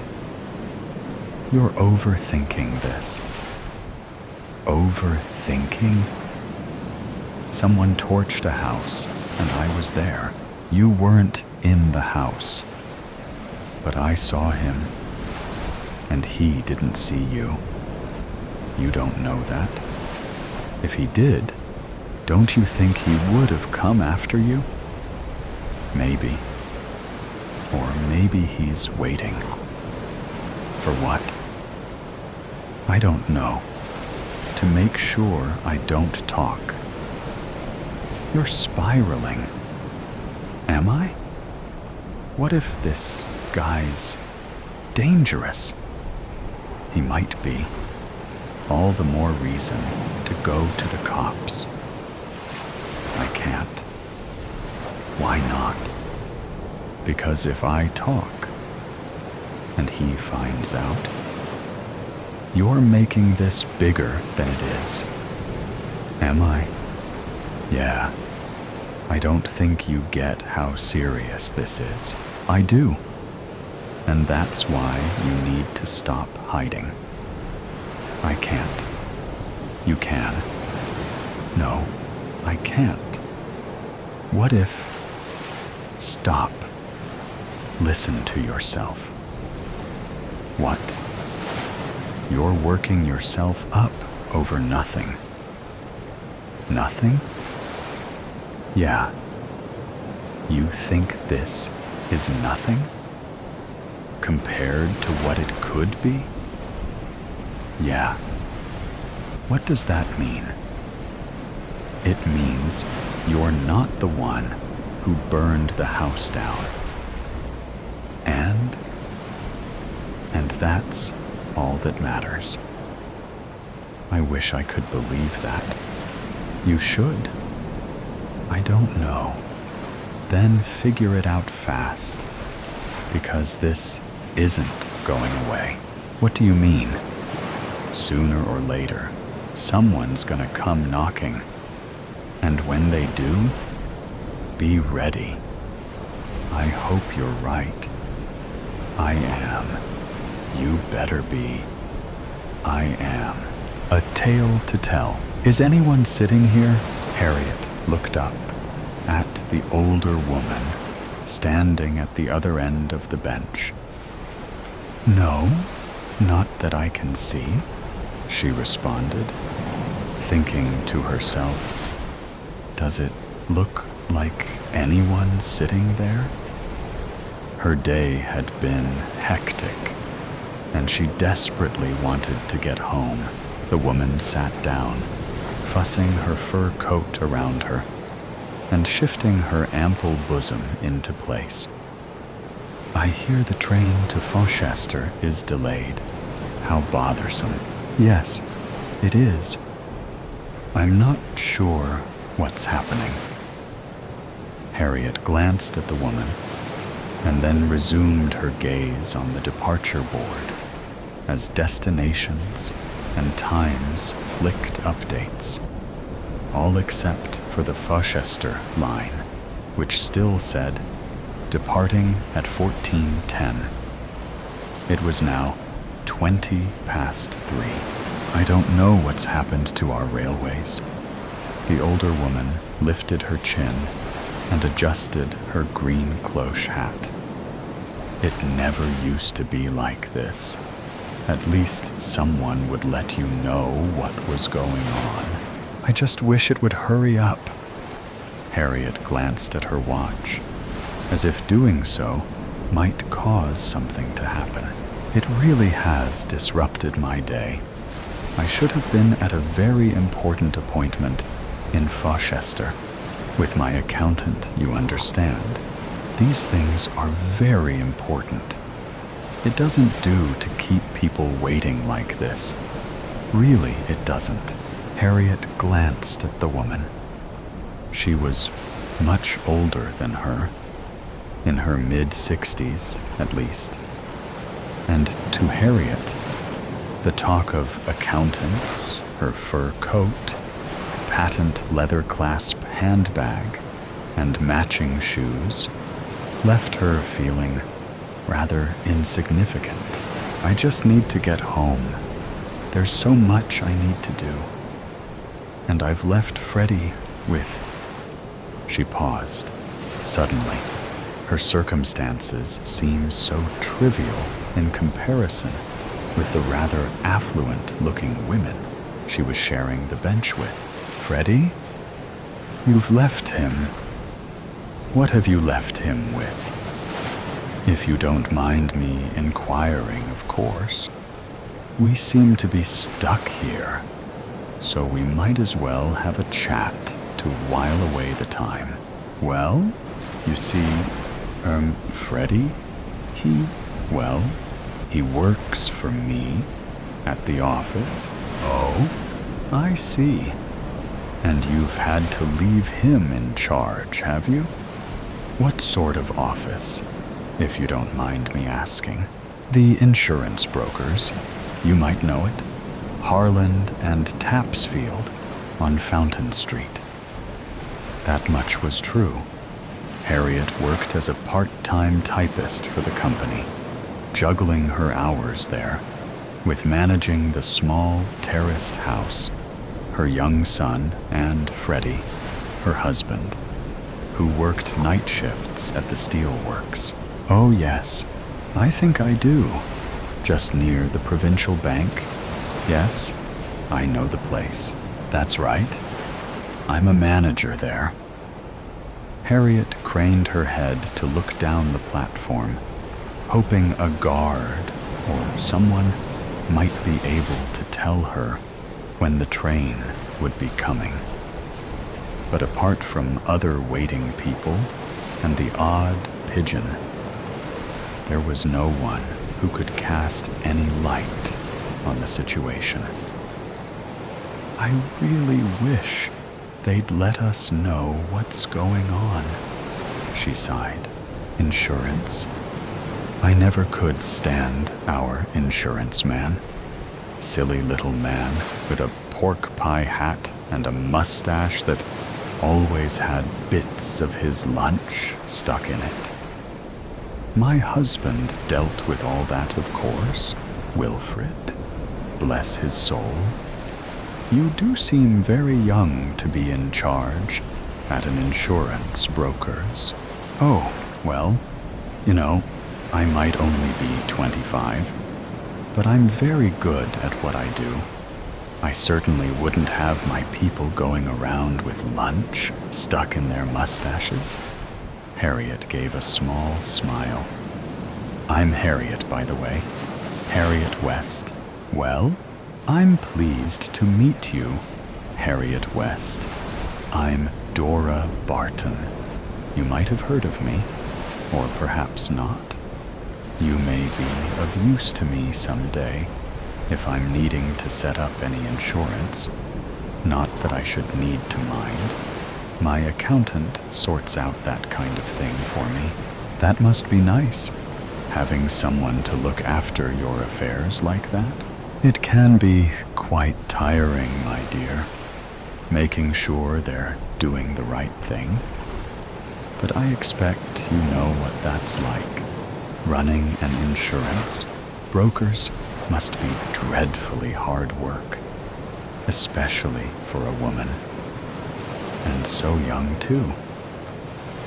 Dora Barton looked Harriet up and down with a steely eye, taking in her slightly scuffed court shoes and raincoat that had seen better days. Her gaze left Harriet feeling rather uncomfortable, and she shuffled in her seat, reaching into her handbag. Actually, I really must make a phone call. Make sure that Freddie at the office, I just need to speak to him. There's a telephone booth just at the end of the platform. I'll just go and see if I can reach him. Yes? Of course, dear. I can see you must be quite anxious. I'll make sure no one takes your seat while you're gone. And Dora spread herself a little more across the seat and placed her handbag at her side. Harriet strode quickly down the platform and into the small telephone booth where she dialed the number for home. Come on, Freddie, pick up. I've only got a couple of coins, she muttered. A clunk was heard at the end of the line, and Harriet quickly pushed her coins into the well-worn slot. Freddie, is that you? Well, of course it is. Who do you think it would be? Harry? What's up? Shouldn't you be back home by now? You know I like a couple of pints before my shift starts. Yes, it's me. The train is delayed. I don't know when it's going to arrive. Could you look after Michael until I get back? Well, I don't know, love. I thought you'd be back by now. Those trousers of mine still need mending, Oh, well, Mrs. Bentley next door will have him, I'm sure, if you really have to go. I'll sort out your trousers when I get back. You know I will. You should be back by now, Harry. This isn't like you. I know. It's the train. Oh, Freddie, please just beep, beep, beep. The pips went at the end of the line, and Harriet placed the receiver back in its cradle with a heavy thunk. Hoping desperately that Mrs. Bentley would be home, she trailed back to the bench where she could see Dora Barton talking to a man in a guard's uniform. So I said back then that the service wasn't acceptable, but it doesn't seem they've taken any notice. I'm sorry, madam. Like I said, there's a fallen tree across the line, and it's taking the fellas a while to shift it. A big one it is. Great big oak tree. Must have been the storms we had last week that weakened it or something. Came all the way down the banking, it did. The guard paused and looked at Harriet. Hello, miss. I was just telling your companion here about the tree that's blocking the Fauchester line. A tree? Oh no. How long is it going to take to clear? They don't know, interrupted Dora. They don't seem to be able to get their act together. I don't think I'm going to be able to keep my appointment now. It's going to be far too late. I'll let you ladies know if I hear anything else. The guard gave a brief smile and headed towards a group of frustrated-looking people further down the platform. Did you get everything sorted out at the office? Asked Dora, budging back down the bench as Harriet sat down. The office? Oh, yes, that.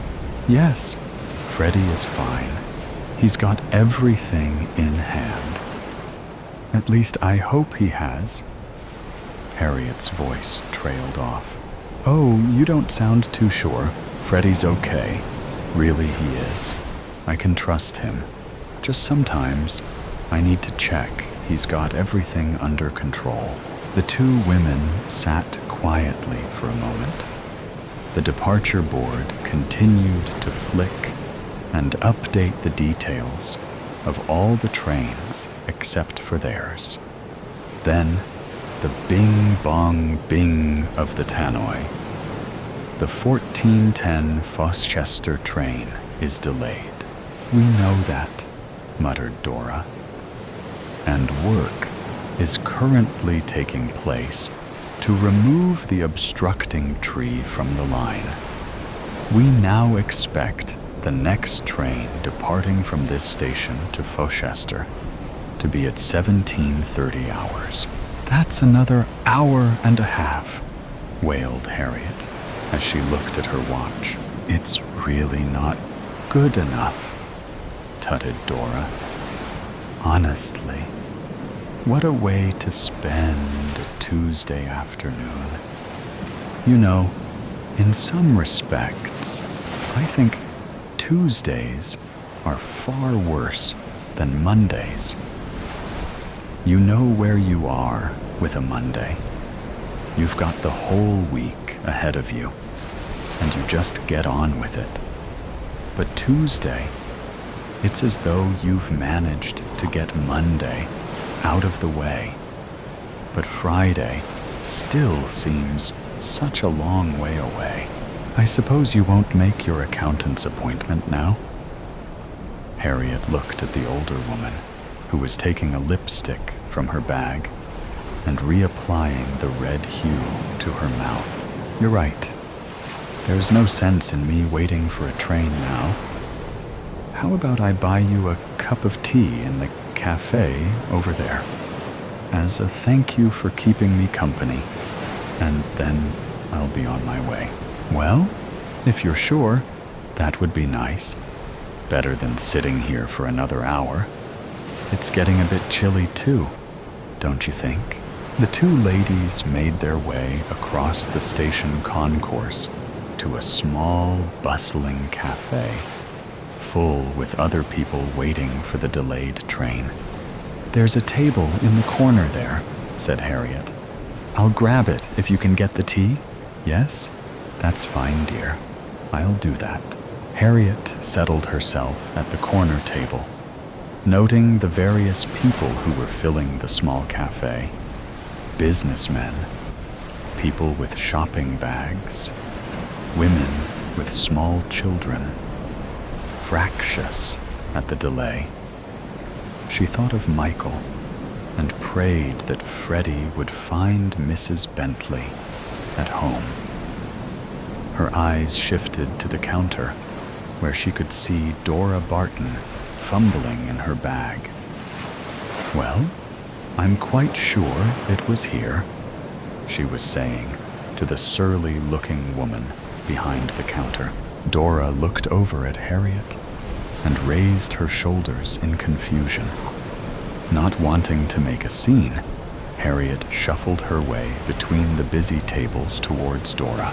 This lady here's got no money to pay for the tea, said the woman behind the counter, not seeming to care who could hear. And a few heads turned to see what the commotion was all about. I do have money, I do, protested Dora. But it's not here, she continued, looking in her bag, which, from where Harriet stood, appeared to contain only handkerchiefs and lipsticks. Maybe you do, said the woman behind the counter, but these teas won't pay for themselves. She looked at Harriet. Have you got any money to pay with? Well, I think so. Harriet knew she only had a £1 note in her purse that she needed for the week's groceries. Dora and the woman behind the counter both looked at her, and with a small sigh, Harriet took the note from her purse and handed it to the woman. That'll be £1.04, said the woman, as she took change from the till and handed it to Harriet. Enjoy your tea. Back at the table, Dora lowered her voice. My purse must have been stolen. I had it earlier. I'm so very embarrassed. Goodness knows what that woman must have thought. I'm sure it will turn up, said Harriet, anxiously glancing out of the window to see if anything was happening that might indicate a train would be here soon. Perhaps you left it at home. Home? Well, perhaps I did that. But I must thank you for paying, though I'm sure, with your job, you won't mind spending a few pennies on a cup of tea. It's so terribly humiliating to be found with no money. What must you think of me? Dora paused for a moment, and then her demeanor changed, the earlier air of confidence almost evaporating before Harriet's eyes. You see, they said it would always be okay. But when Wilfred died, Wilfred was my husband. Understand? Well, what can I say? He left me in rather a pickle, I'm afraid. Oh, I'm sorry. Harriet sensed the change in the woman and softened her tone. What happened to your husband? I really don't remember. It was so long ago. I was playing Titania in A Midsummer Night's Dream at the Palace Theater at the time. Everything is such a blur. I'm sure I remember the funeral. The lovely man who played Puck was there. He said something. I can just remember. If we shadows have offended, think but this, and all is mended. Yes, that's right.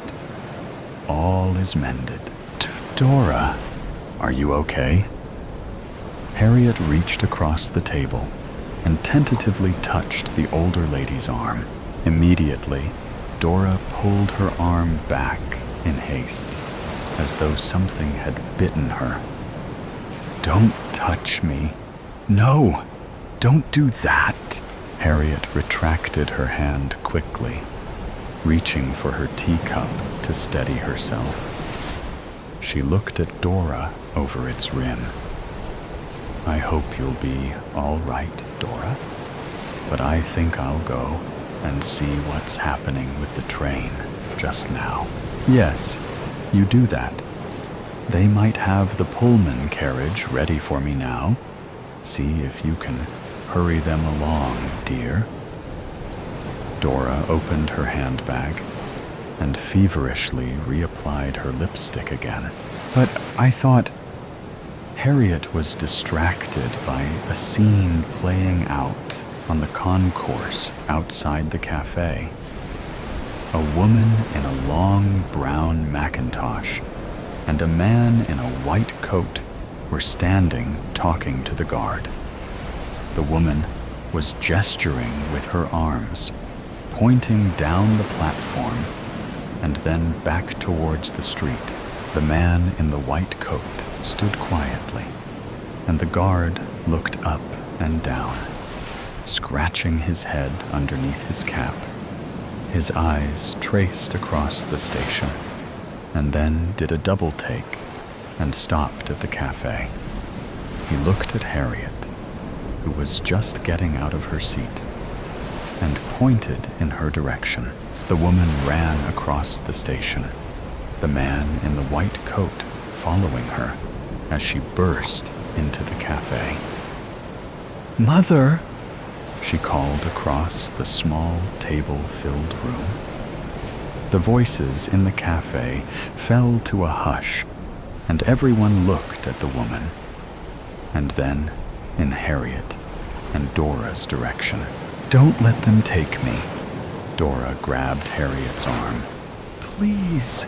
The woman pushed her way between the tables and now stood trembling as she looked down at Dora, who had her hands over her head and was trying to push herself as far as possible into the corner. Mother, please, we've been worried sick. Where have you been? Leave me alone. This lady here is looking after me. See, she bought me tea and she runs an insurance broker's, so she is quite capable. I don't need you or your doctor friend over there." The woman in the brown Macintosh looked at Harriet, eyebrows raised and questions etched across her face. "The train was delayed, and your mother sat next to me. She's missed her appointment with the accountant in Fochester, I'm afraid," Harriet said, attempting to explain the situation. "Accountant? Fochester? Oh, what has she been saying?" The woman looked in despair at the man in the white coat, who was now standing behind her. "I think I should go." Harriet picked up her handbag. "I really need to make sure I get on the train. Freddie is going to go crazy, and poor Michael will wonder where I am." "You tell Freddie to do as you say," piped up Dora from the corner. "You're the boss. Don't have him telling you what to do." "I think we should get Mrs. Barton back to my surgery," said the man in the white coat calmly. "We can get her settled down there. Come on now, Mother." The woman touched Dora's shoulder. Dora shirked away. "Let's get you back to talk to nice Mr. Davidson here, and no running off this time." She looked at Harriet. "Would you believe it? We only left her for less than a minute. We've been looking for her for the last 2 hours. Well, I'm glad you found her." Harriet moved to the other side of the woman. "Goodbye, Dora. It was nice to meet you." Dora looked up from the corner, dabbing her handkerchief at her mouth. "You tell that Freddie of yours," she said. "You tell him to mend his own trousers and to look after that little boy of yours properly." Harriet stared for a moment, unsure if she'd heard correctly, then hastened her goodbye and made her way towards the platform where the delayed 1410 to Fochester was pulling into the station. Later that evening, Harriet tucked Michael into his cot and placed a gentle good-night kiss on his forehead. She stood at the bedroom door and smiled, watching for a moment as her son fell into a blissful slumber. Downstairs, she took Freddie's torn trousers that he'd left strewn across the sofa and put them in a bag of scrap fabric that she kept in the cupboard under the stairs. She then made herself a cup of tea and settled down to read her favorite magazine. As Harriet West turned the pages of her magazine, 20 miles away, behind a locked bedroom door, Dora Barton lay in her small single bed, staring up at the ceiling and beyond, and Dora Barton smiled. A blinding light at the end of my nightmare. "Eddie, it's bedtime," Mama would shout at me, shaking me out of my intense focus as I stared at the television set. She would add, "I don't know why I let you watch those shows. You only end up peeing in your bed because of your nightmares." Feeling embarrassed in front of my older sister, I would respond in self-defense. "You would get the heebie-jeebies from Alfred Hitchcock, too. Mama, he is the master and hero of all that is dark and sinister." She would not have any of it from a 10-year-old. "Eddie, enough of your mouth. Get to bed." And that was the end of our discussion until tomorrow night. Reluctantly, I trudged upstairs to my bedroom. I had my normal ritual for going to bed, No, it was not brushing my teeth or washing my face. I would search every corner of my room, looking for suspicious evidence that creatures were patiently hiding for their next meal. Me. Once I canvassed every nook and cranny, I would slither under my covers, imagining that it represented a force field from all supernatural beings and beasts. Feeling some assurance that I was safe, I would drift off to a light sleep. A scraping branch against the house, a creaking pipe, a howling wind, or murmuring voices would be enough to rustle me out of my delicate slumber. I would wake with a start and repeat my ritual.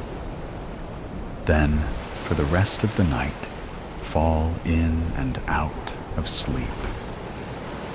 I figured a gruesome beast must have taunted me, because, unfortunately, it was very damp between my sheets when I awoke in the morning.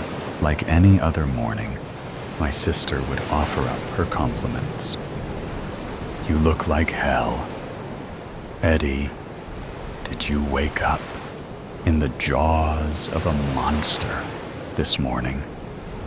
Did you have to swim out of your bed?" I turned to her with a sardonic grin, saying, "Be careful, or my swamp monster might swim in your bed some night." She looked at me with disgust, saying, "Eddie, you are so revolting." My breakfast then proceeded without interruption. However, this morning would be different.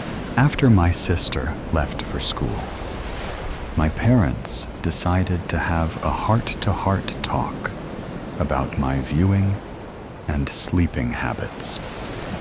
They had planned this out well, because no counter-argument I mustered up would change their plans about my immediate future.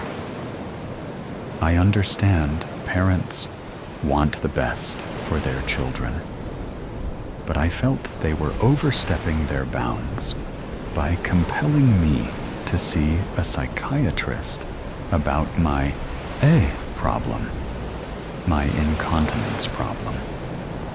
At least, that was what I thought it would be about. The ruse to see a psychiatrist was not for incontinence, but for treatment of my obsessive-compulsive disorder, OCD, and insomnia. Apparently, my parents were keenly aware of my behavior at night. I was not aware the behaviors manifested themselves during daytime at school.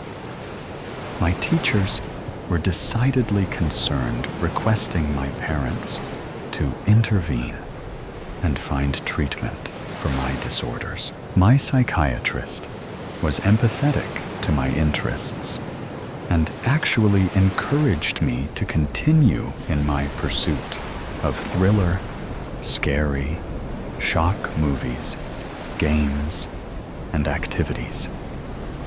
He was so impressed that I could nearly remember all of my dreams, especially the nightmares.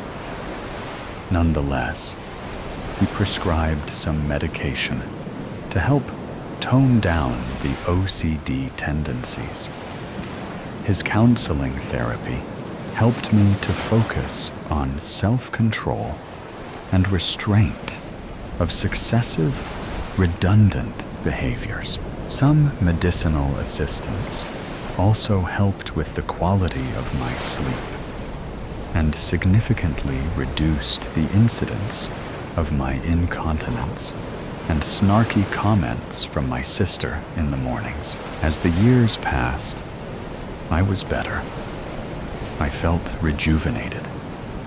I was able to manage my thoughts and actions even when I immersed myself in my hobby of collecting horror movies, stories, and the like. My dreaming remained vivid. Occasionally, I would wake during the night in a cold sweat. No night terrors. No hysterical yelping at night. Some of my dreams I would not remember the next day. Nonetheless, there were a few dreams over the years that plagued me. Most were insanely comically, like an elephant falling out a skyscraper window, landing directly on top of me. Another version had an upright piano doing the same thing.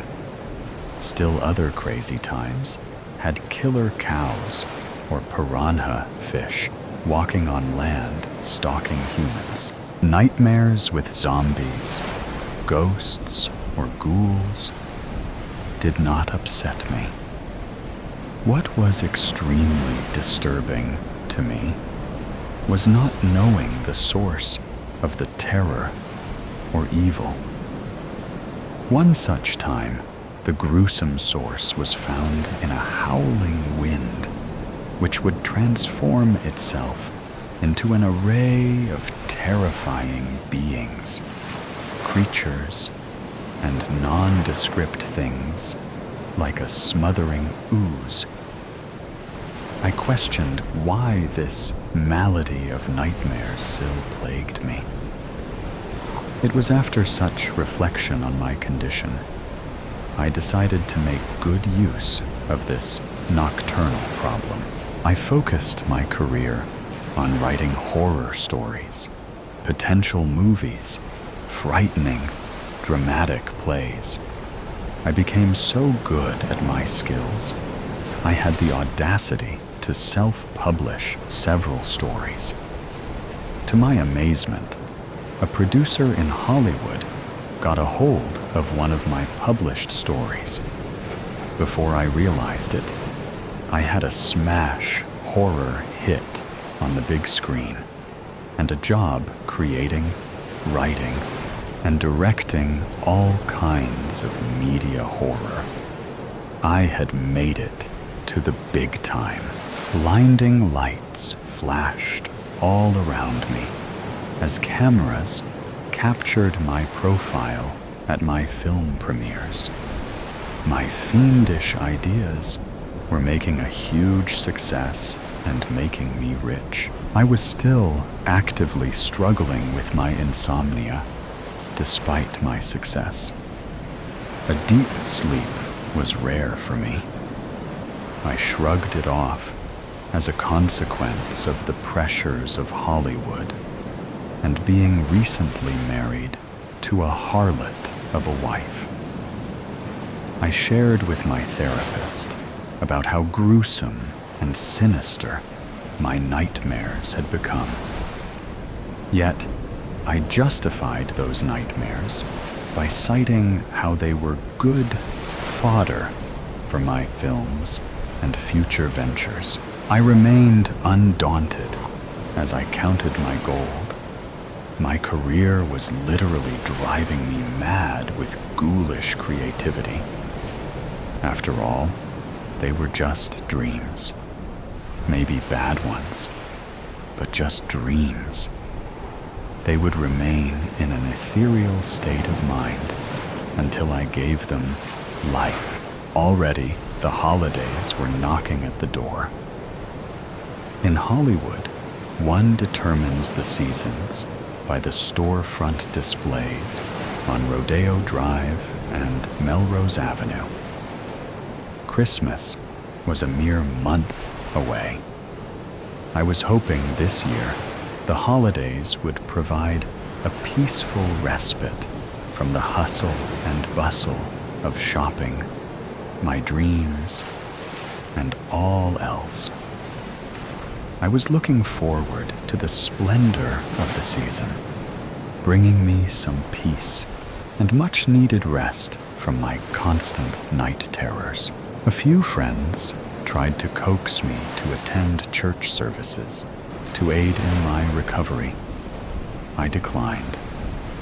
Churchy stuff was just not on my agenda this or any holiday season.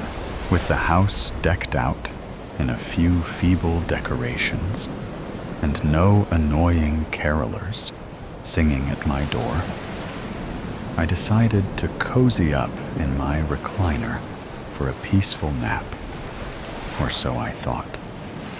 All of the pressure of my job and the haunting dreams had taken its toll on my body. I fell asleep instantly.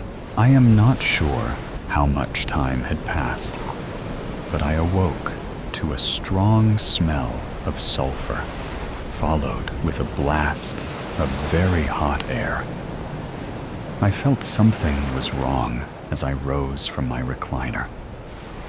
At first, I thought it might be a fire, but my immediate surroundings were strangely altered. Any light in the room quickly faded. It was nearly pitch black. A pinpoint of light emerged from a distance. It grew larger as it advanced toward me. Strangely, the light spoke to me. From the day you entered this world, and now to your grave, your soul has been marked for me. This is the beginning of eternity for you. You are now my child of the darkness. You are now a prisoner in my realm of depravity, defeat, and despair. Your soul is a good fit because of your perverted thoughts and sinister desires of your corrupted heart. I was stunned. I stammered out a question at the light. Who are you? And why are you visiting me? I heard clattering noises and voices in the background. The light said, I have several names. I am known as the Day Star, the Morning Star, Lucifer. In a bellowing, prideful voice, it said, I am the accuser. Instantaneously, a terrifying dragon appeared, hissing fire and sulfurous acid as it spoke these words. I am Satan, the deceiver and devourer of the whole universe. I was incredulous and could not speak. The dragon continued on.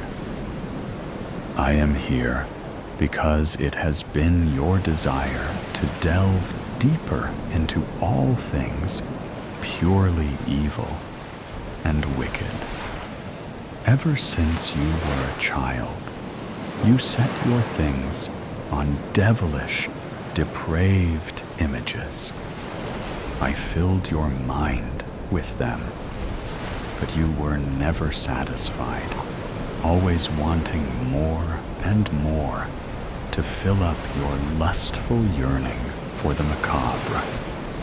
You became successful at using my craft of malevolence in this world.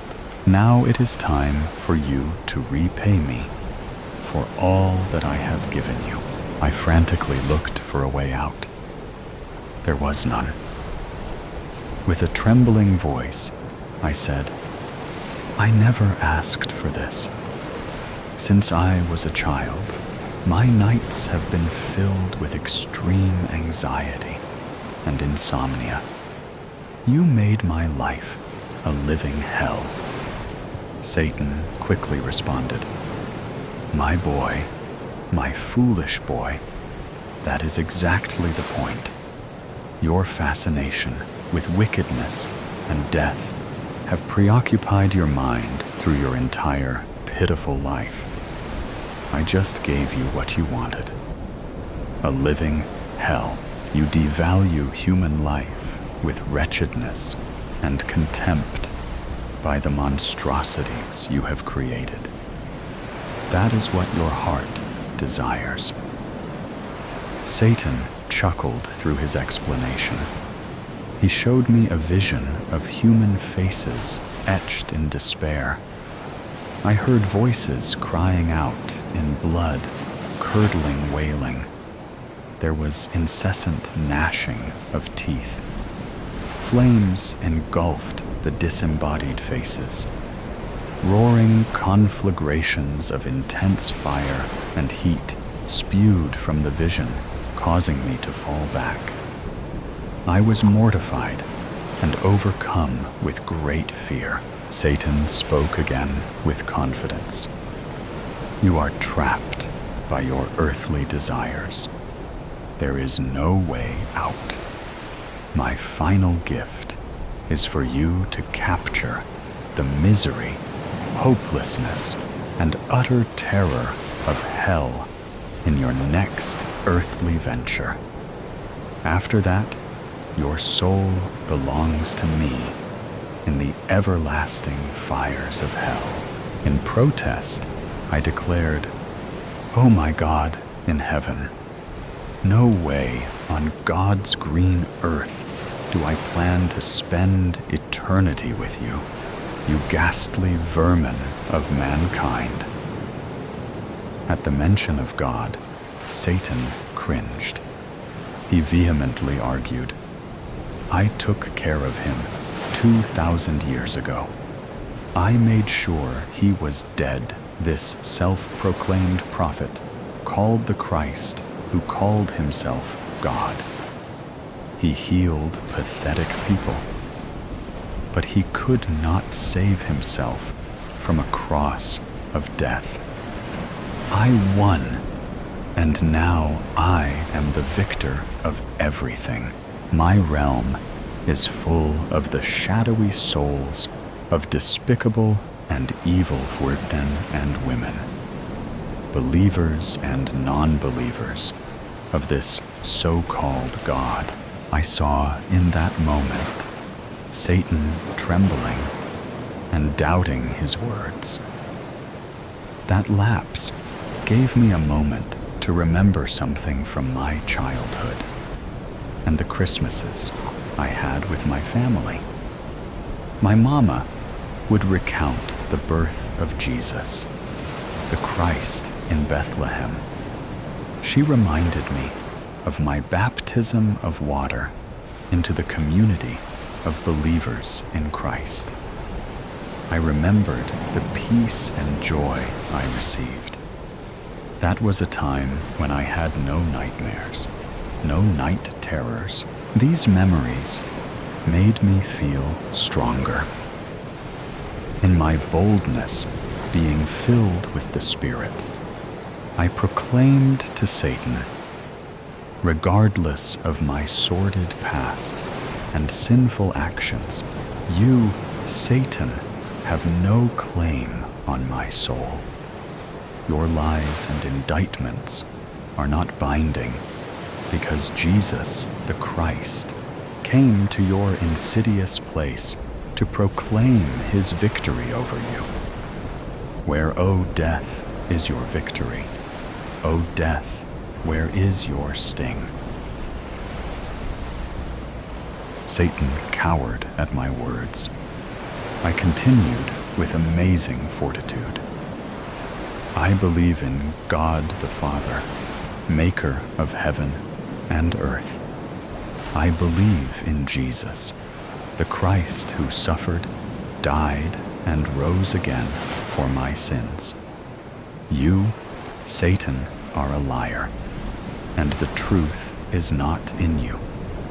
You are damned, but I am not, because the Christ has forgiven me of my iniquities and wretchedness.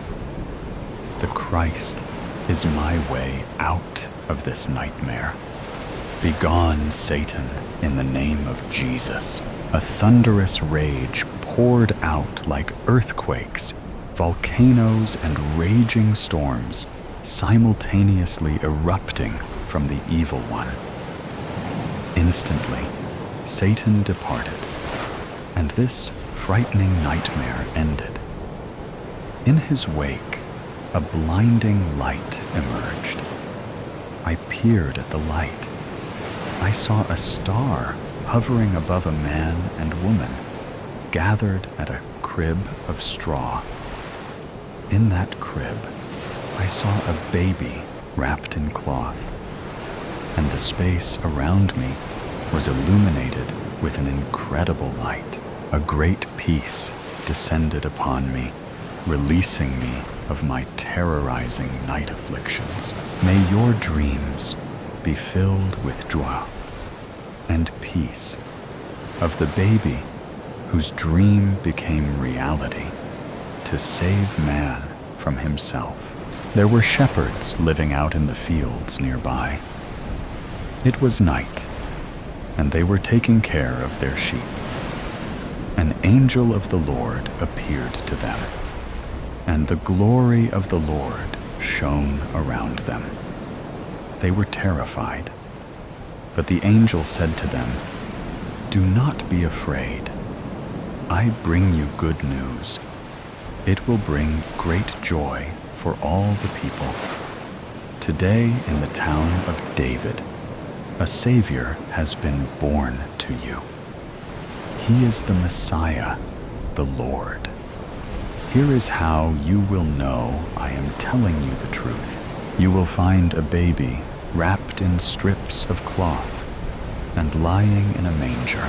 Suddenly, a large group of angels from heaven also appeared. They were praising God.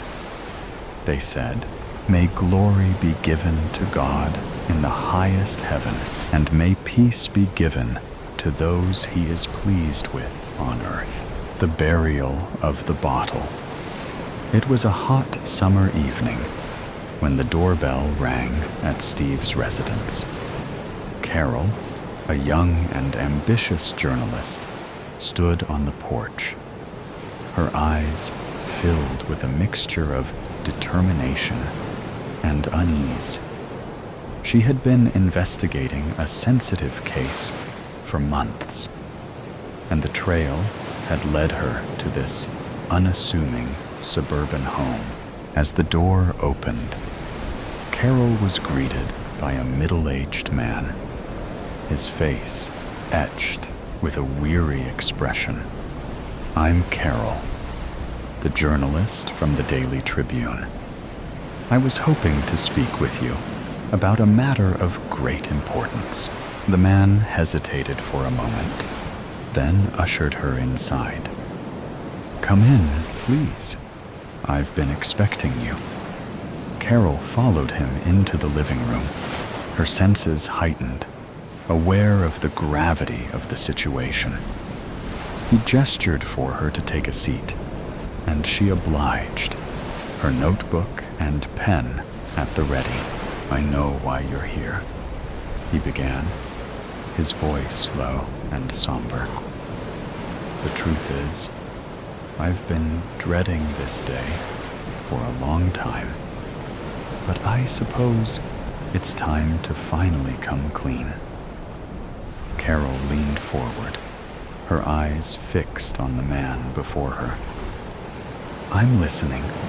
Whatever you tell me, I promise to handle it with the utmost care and discretion." He took a deep breath and began to recount the events that had unfolded years ago, events that had haunted him ever since. It had started with a simple mistake, a moment of carelessness that had spiraled out of control.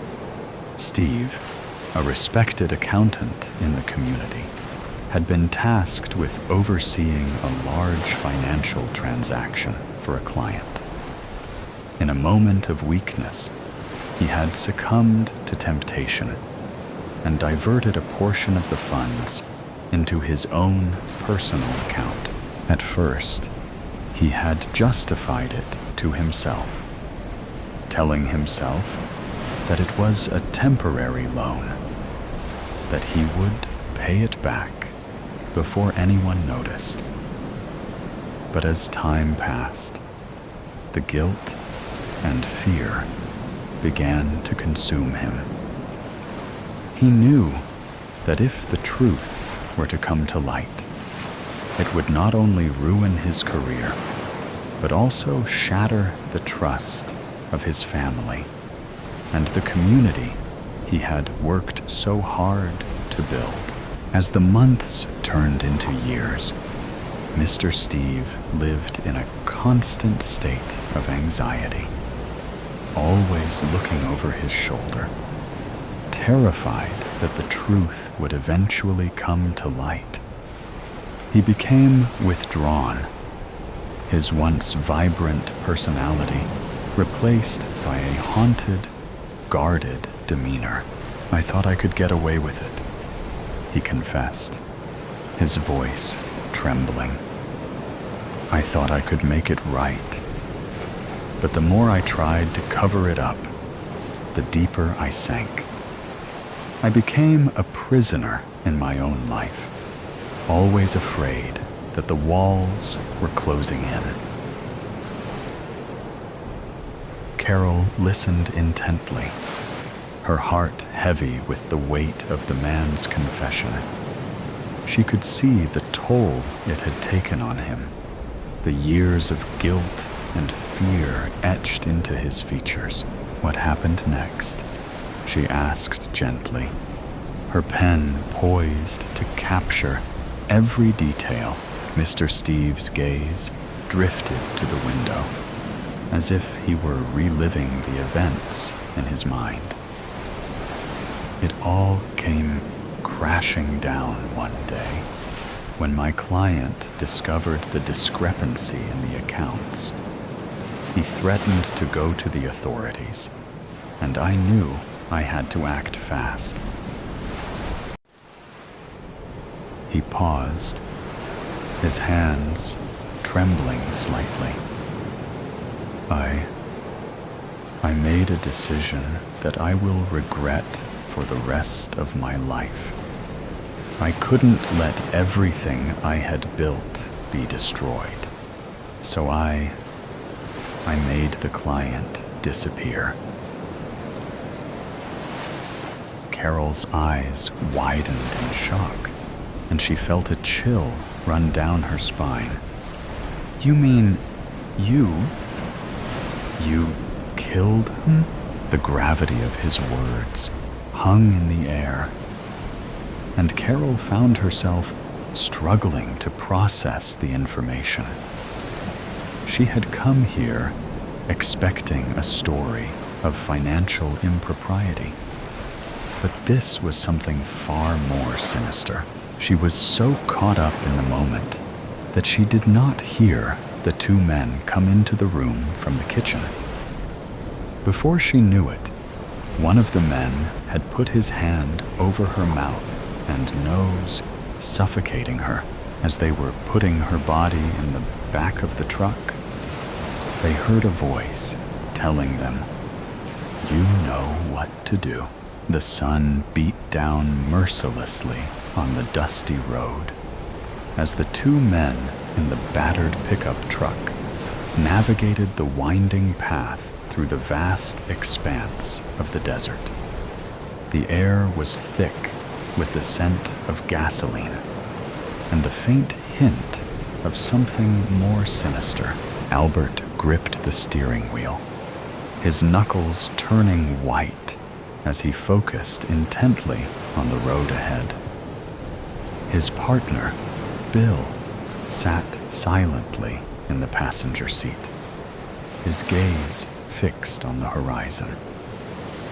Neither of them spoke, the only sound filling the cab being the rumble of the engine and the occasional crunch of gravel beneath the tires. As they drove, the landscape around them transformed from the sparse, scrubby vegetation of the desert's edge to the vast, undulating dunes that stretched out as far as the eye could see. The heat was oppressive, and sweat beaded on their brows, but they pressed on, their destination etched in their minds.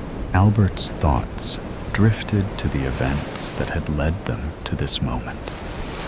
It had been a job like any other, a simple task that they had carried out countless times before. But this time, something felt different. Perhaps because they had never killed a woman before. Now, they were tasked with the grim duty of disposing of the body, a task that weighed heavily on their minds. They had chosen this remote location, far from prying eyes, to carry out their macabre task. The desert, with its endless expanse and unforgiving terrain, was the perfect place to bury their secret. As the truck rumbled on, Albert's gaze drifted to the rearview mirror, his eyes scanning the horizon for any sign of pursuit. But the road behind them was empty, save for the occasional tumbleweed that danced across the asphalt. The minutes ticked by, and the sun began to dip lower in the sky, casting long shadows across the dunes. Finally, Albert spotted a small, weathered sign in the distance, indicating their turnoff. He slowed the truck, steering it off the main road and onto a narrow, winding path that led deeper into the desert. The going was rough, the truck bouncing and lurching over the uneven terrain. But Albert navigated it with the skill of a seasoned driver, his eyes fixed on the task at hand. Bill remained silent, his hands gripping the door handle as they navigated the treacherous path. After what felt like an eternity, the truck finally came to a stop in a small, secluded valley. The men stepped out, their muscles aching from the long drive. They surveyed the area, their eyes scanning for any signs of life or prying eyes. Satisfied that they were alone, they set to work. Grabbing a shovel from the back of the truck, they began to dig, their movements methodical and efficient. The sand was hot beneath their feet, and sweat poured down their faces as they worked in silence. The sound of the metal blade cutting through the hard-packed earth echoed through the valley, the only sound breaking the eerie silence. As they dug, their thoughts drifted to the life they had taken, the weight of their actions bearing down on them. They had both been in this line of work for years, hardened by the violence and the constant threat of danger. But this was different. The hole grew deeper, the pile of displaced soil growing ever higher. Finally, after what felt like an eternity, they reached the desired depth. They both hesitated for a moment, staring down into the darkness. But then, without a word, carefully, they lowered the body into the grave, their movements slow and deliberate. Once the body was in place, they began to fill the hole, their shovels biting into the earth with each thrust. The task was arduous, the hot sun beating down on them as they worked. But they pressed on, driven by the need to erase any trace of their crime. As the last of the soil was packed down, they stepped back, surveying their handiwork. The grave was indistinguishable from the surrounding landscape.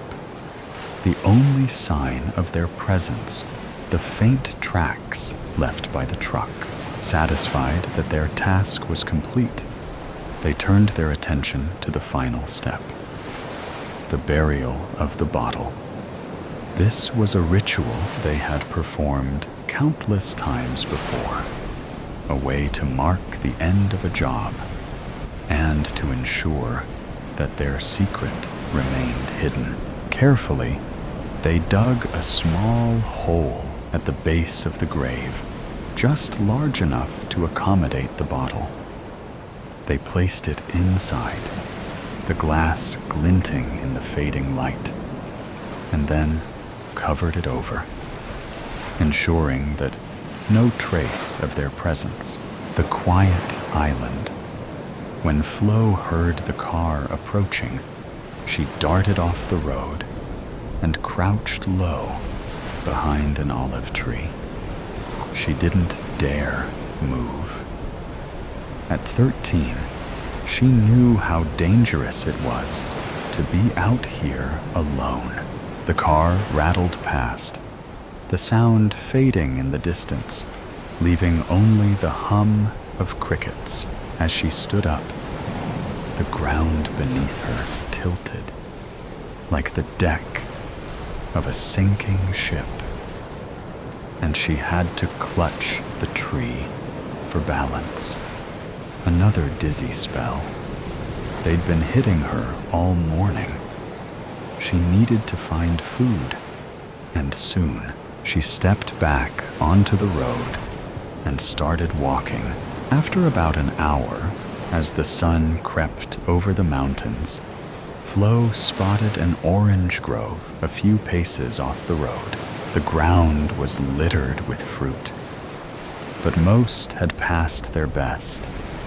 She saw a couple of ripe ones still clinging to their branches, and after a few attempts, she managed to jump high enough to reach them. She sat down in the dappled shade and demolished the fruits. The juices ran down her chin, but she didn't care. She hadn't eaten real food in weeks. After a short rest and a brief pee in the bushes, Flo continued along the road. She didn't know how much further she'd have to walk, but she knew that so long as she kept the mountains behind her, she'd be all right. By mid-morning, Flo had given up wiping the sweat from her brow, surrendering her eyes to the stinging. She wanted to rest, but knew that the heat would only get worse as the day wore on. Besides, her parents would have surely woken up by now and discovered she had gone. Would they come looking for her? Would they be brave enough? Could they be brave enough? Flo pressed on, the trees thinning until there was nothing besides a few fragrant shrubs and yellowed grass. She grabbed a handful of thyme and rubbed it with her fingers, the sharp scent cutting through the dry air. Her eyes widened when she noticed the view ahead of her. "There it is," she said, running a hand through her hair, which was now thick and greasy. In front of her, not half a mile away, was the sparkling waters of the Mediterranean Sea. "Eat that, Duke of Edinburgh," she said, and laughed. In the distance, she could make out a small fishing village, with its rocky pier and shallow sandy beach. There were no boats at the pier, nor any out at sea. There were no planes in the sky either. It was all so eerie. Flo had arrived in Crete less than 2 months ago. She'd been brimming with excitement for her first holiday abroad. But now, after everything that had happened, it seemed like a distant memory.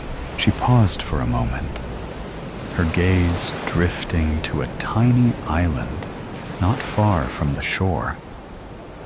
It was too small to be inhabited by people, but she could see specks of birds circling above. She wondered if it was possible to swim to the island. Back in school, she'd earned her 200-meter badge, which she was quite proud of, though this distance looked at least twice that. Pulling herself away from the view, she followed the road. It twisted and turned and descended toward the town. And eventually, the surface transitioned from gravel to tarmac. The first building Flo came across was a row of holiday villas, each a different pastel color. She approached one of them, standing on her tiptoes so she could see over the stone wall and into the garden. There was a swimming pool, but the water was murky green. A body floated face down in the center. She wandered over to the next villa, which didn't have a wall, and was relieved to find that the swimming pool was empty. Unfortunately, the sunbed next to it was not. A woman lay flat on the bed, her arms dangling on either side. She wore a black bikini, and her spilled guts glistened in the sunlight, festering and dissected by the feral cats. Flo turned to leave, but after a few paces, her morbid curiosity got the better of her. She glanced back and stiffened. The woman was sitting bolt upright. Flo swallowed hard and hurried along the road. Behind her, she heard a low gurgle, wet and bubbling.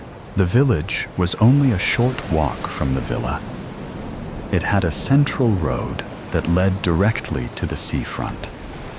Along the road were numerous shops that sold what her dad would call tourist tat. Trying her luck, Flo stepped into one of them at random. Inside, the air was thick and stale. Flo scanned the shelves, hoping for something, anything, edible. The place, however, had been ransacked. What was left had little use to her now. Fridge magnets, postcards, swimming goggles, ceramic figures, tourist guides offering the hidden gems of Crete, handcrafted wooden coasters and honey dippers. And there, right at the back of the store, perched high on the top shelf, stood a large jar of stuffed green olives. Flo didn't care much for olives, but it was not the time to be picky. She walked down the aisle toward the shelves and reached upward, but it was no good. She needed to get higher. She found an empty crate nearby. Using it as a step, she touched the base of the jar with her fingertips. It would have to do. She began to edge the jar when something stirred from somewhere inside the store. Flo turned her head, her eyes darting from aisle to aisle, searching for the source of the sound. Nothing. All right, she thought. Just grab the olives and get the hell out of here. She continued maneuvering the jar, inch by inch, until she could get her hands under it. Got it. She lowered the jar and tucked it safely under her arm. As she climbed down, her vision suddenly blurred. 1,000,000 black flies swarming behind her eyelids. The ground seemed to shift beneath her feet, and the next thing she knew, she was lying flat on her back. Dazed, Flo tilted her head to one side, her gaze lingering on the smashed jar of olives beside her, the brine pooling across the floor. Something crunched over the glass. Flo snapped her head up and gasped. A slender, crooked figure was shuffling toward her, walking over the shards of glass. She was an elderly woman. Her skin was pale and torn like tissue paper. Her sunken eyes were a clouded gray and unblinking. Flo scrambled to her feet, scoring her palms on the broken glass as she stood, though she barely felt the pain. The woman inched closer. Her jaw hung open, her lips cracked and bloodless. A faint groan rose from her throat, like a rusted hinge. The old woman stood between Flo and the exit. Flo hesitated. Her eyes flickered between the woman and the doorway. She picked up the crate and shoved it into the elderly woman. The woman staggered back, arms flailing. Flo tossed the crate aside and made a break for the exit. She was almost there when the light from the doorway darkened. A hulking creature stepped into the store. It stood 6 feet tall, its chest and shoulders matted with hair. Blistered skin peeled away in leathery strips, scorched by the heat. The creature gave a deep, sickening groan as it lumbered toward Flo. Behind it, more zombies filtered in. 2, 3, 4. So many. Flo stepped backward, but slipped on a smear of sun cream, landing hard on the floor. She yelled in pain. She grabbed the shelves and pulled herself up, knocking over a stand of sunglasses that clattered to the floor. Flo spun around and froze. The elderly woman stood at the end of the aisle, blocking her path. "No," Flo whispered. A wave of hopelessness overwhelmed her. She pressed her back against the wall, her body trembling. The undead closed in. Flo squeezed her eyes shut, bracing herself, waiting for the inevitable. 1 second, 2 seconds, 3 seconds, 4. She opened her eyes. The zombie, the big one, stood in front of her. The stench was suffocating. Flo held her breath, remaining completely still. She watched with confusion as it turned its back to her, looking down at where the sunglasses had landed. The others slowed too. Flo frowned. What was happening? She waved her hand in front of one of them. It didn't even flinch. They must have been attracted to the sound, Flo thought. They're not interested in me. Flo slipped past the mob. They looked almost as confused as Flo felt, and stepped out into the blinding sun. I'm invisible. For the next couple of hours, Flo embraced her newfound superpower. She raided the shops and managed to scavenge a box of honey-soaked pastry nests and 2 cans of Greek lemonade. She consumed the lot in one sitting before moving to other shops, trying on dresses and sun hats and expensive jewelry. She grew strangely accustomed to the zombies, now that they didn't seem to see her as a meal. When she grew tired, Flo headed to the beach. She laid a towel on an empty sunbed and sat down. A few zombies rested on nearby beds, cooking in the heat. Another was crawling across the sand. A cockroach scuttled across its back. A young boy, who looked to be of a similar age to Flo, laid flat on a paddle board that had washed up to shore. A little girl, just a toddler, sat upright in the shallow water. She was wearing 2 armbands, but one had deflated. The gentle waves kept pushing her over, but she sprung back up, a loose tooth, unsteady, but clinging into place. Flo kicked off her shoes and let her toes sink into the sand. She pulled out a bottle of sun lotion from her tote bag and applied it to her bare arms and legs, careful not to get it on the plaster covering her left ankle. She dried her hands on the towel, then pulled off the plaster.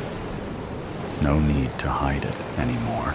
The bite mark had swollen since yesterday, but she could still make out the dental impression of the old man in her ankle.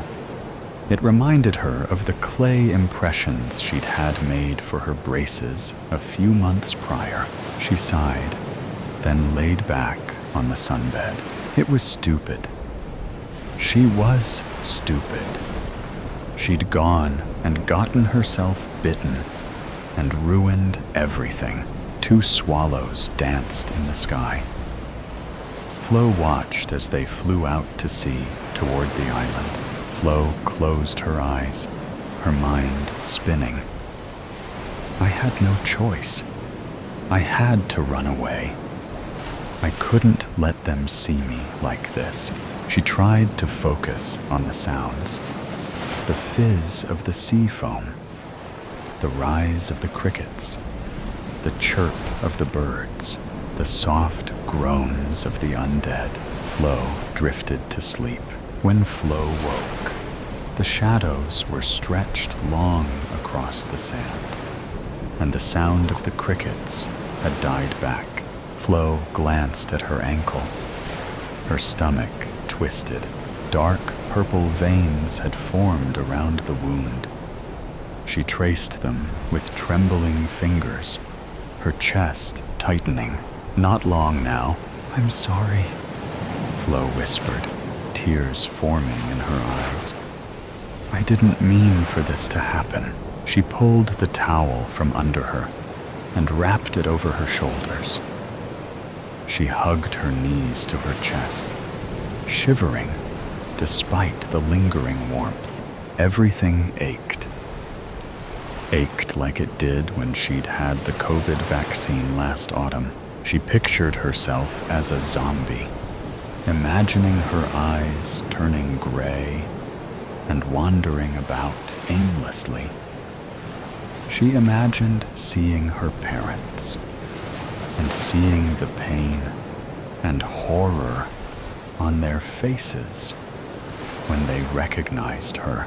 Then she imagined her younger brother, his eyes lighting up when he saw her, too young to understand.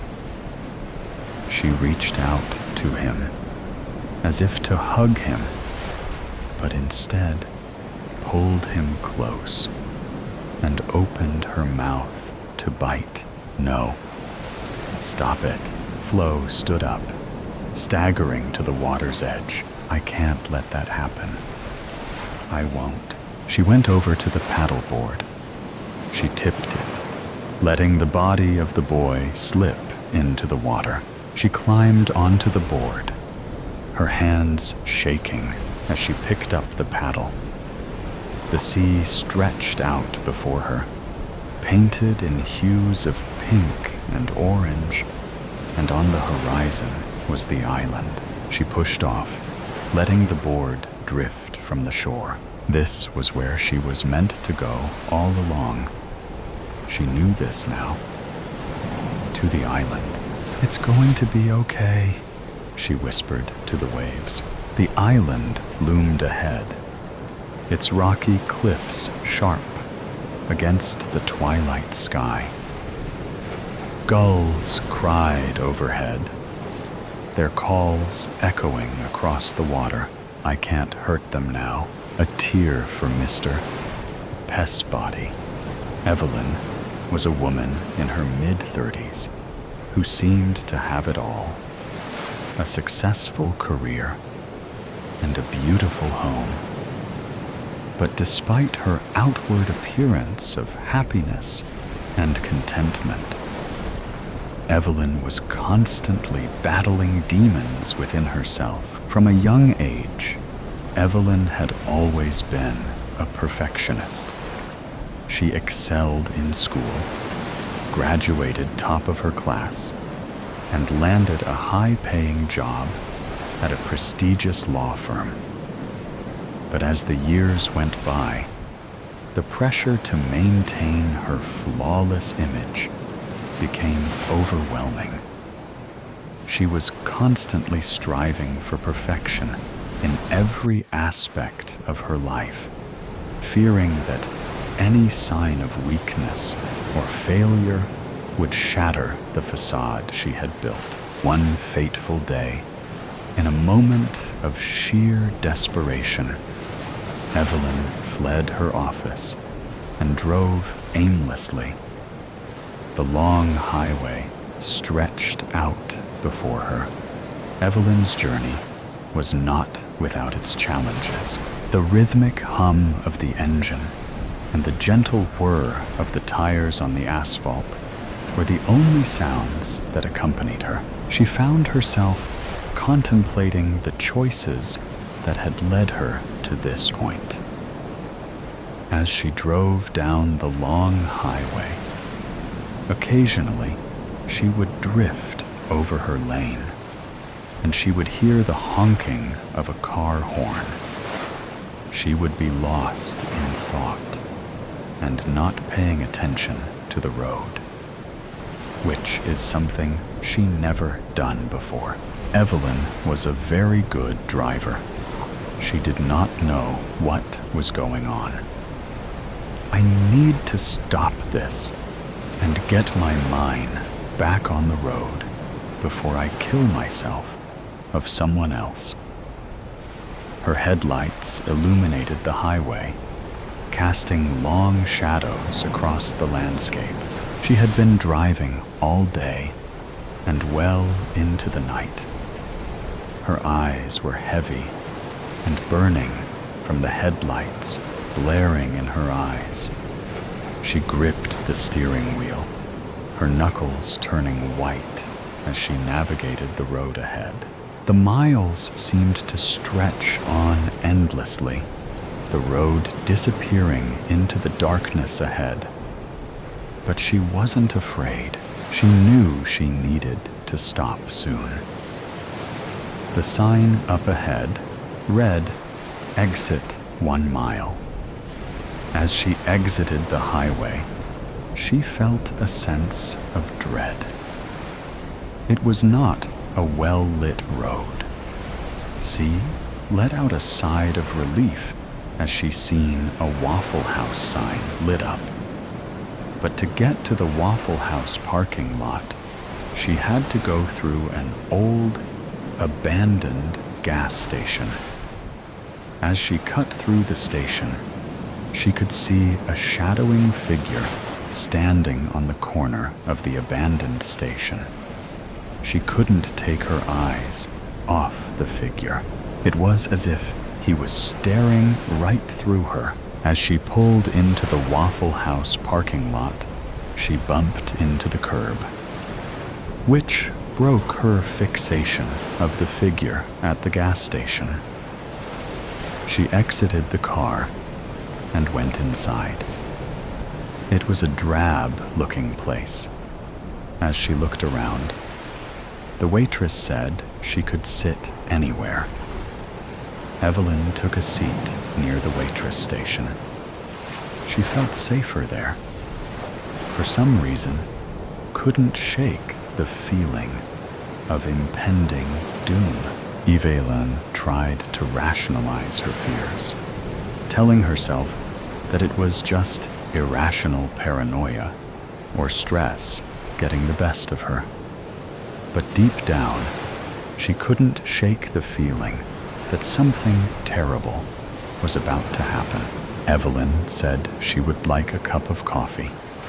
As the waitress was pouring her coffee, curiosity got the best of her, and she couldn't resist asking the waitress about the man. "Who is that man standing over there?" Evelyn inquired, nodding towards the figure outside. The waitress paused for a moment, glancing out the window, before turning back to Evelyn with a puzzled expression. "I don't see anyone, dear.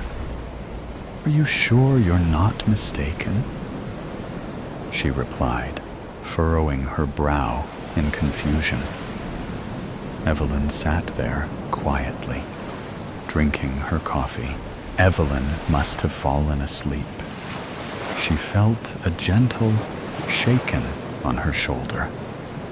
She smiled at the waitress, then got up, paid for her coffee, then went to the restroom. She splashed cold water on her face. As she was leaving, Evelyn thanked the waitress and headed to her car, dreading the drive ahead. She was tired. The tiredness in her bones weighed her down, making the thought of sitting behind the wheel seem like a daunting task. As she was getting in the car, Evelyn looked over at the station. She could see the man starting her way. Panic took over, and she hit the gas, sending gravel spraying, ricocheting off the underneath of her car. She flew through the parking lot. The adrenaline pumped through her veins. The stop sign loomed ahead, but she had no intention of slowing down. With a defiant attitude, she pressed down on the gas pedal even harder, the tires squealing in protest as she hit the pavement.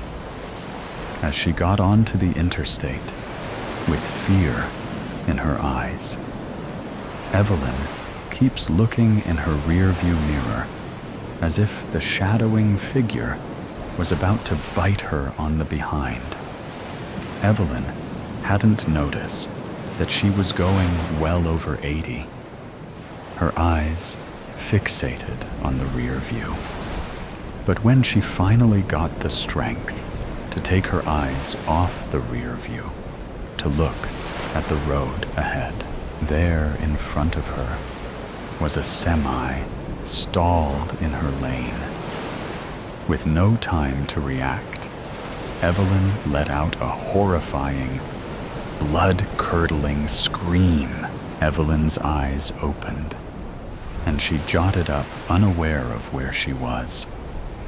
The room was spinning around, and her head hurt. Her boss, Mr. Peabody, was knelling next to her. "No, don't move."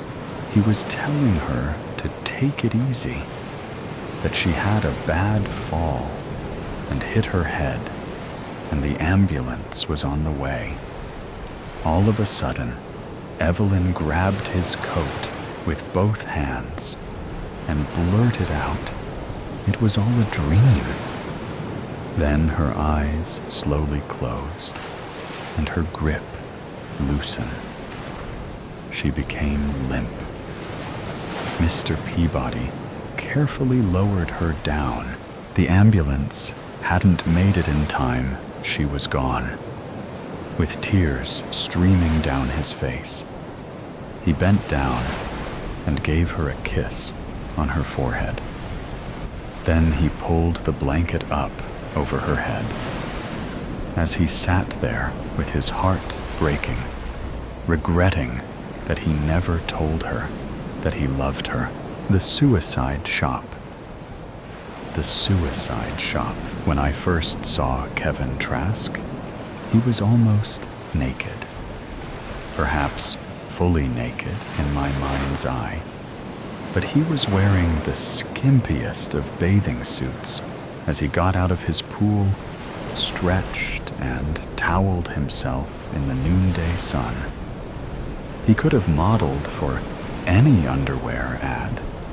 He was that chiseled, with long, angular lines from head to toe. I was both disappointed and relieved when he put on a purple silk robe. How appropriate, I thought, for the king of his world. He had yet to speak, despite acknowledging my presence with a brief nod. He was dead wrong if he intended for me to feel cowed by his superiority. I hated what he did for a living. Inside or outside? He asked as he came closer to me. I must have looked confused, or perhaps still caught in the daze of watching him get out of the pool. The interview? Oh, okay, I stammered, instantly regretting how I must have sounded to him, but then quickly recovered. Inside, I said. Too much sun out here, and I did not bring sunscreen. Inside, I groaned, thinking I could not sound any more stupid and thrown off by his looks, like any schoolgirl, instead of a crack reporter for the Daily Interview, a serious national magazine, a Pulitzer Prize finalist, for God's sake. Jeannie Hawk, crack reporter, bowled over by a Chippendale. Follow me. He turned and walked away from the house, and then through a hidden door in the outbuilding next to the pool. I like to use this room, out of earshot of the staff. NDAs can only cover so much. I don't want to be overheard spilling state secrets, he said with a smile.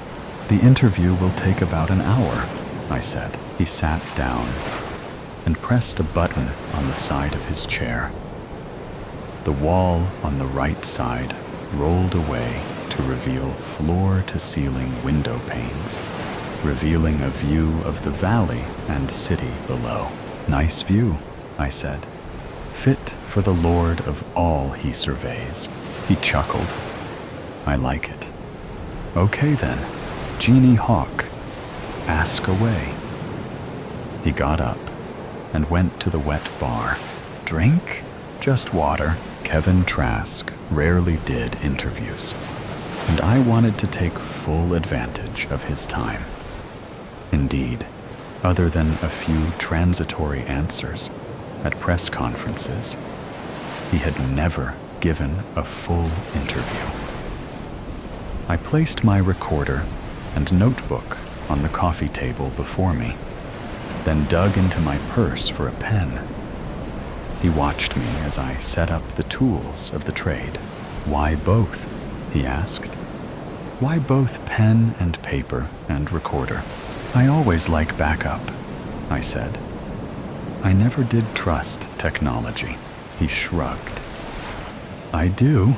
I studied him, taking in the sculptured beauty of his face, the one plastered all over the country on magazines, billboards, and buses.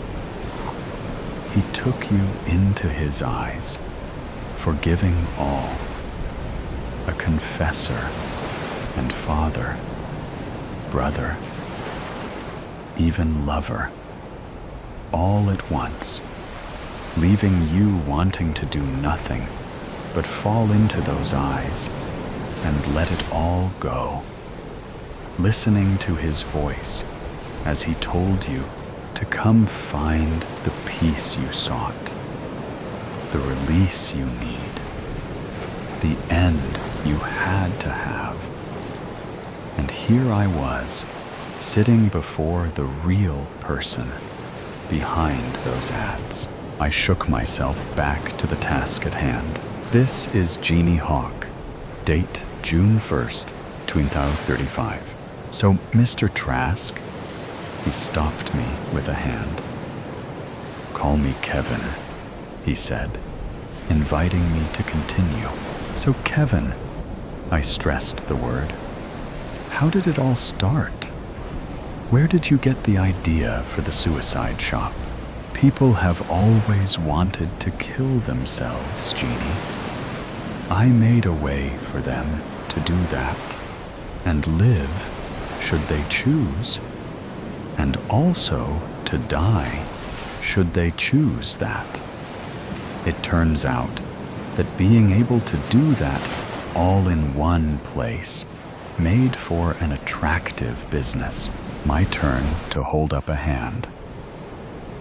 Kevin, if I had wanted to listen to one of the suicide shop ads, I could have simply turned on the television.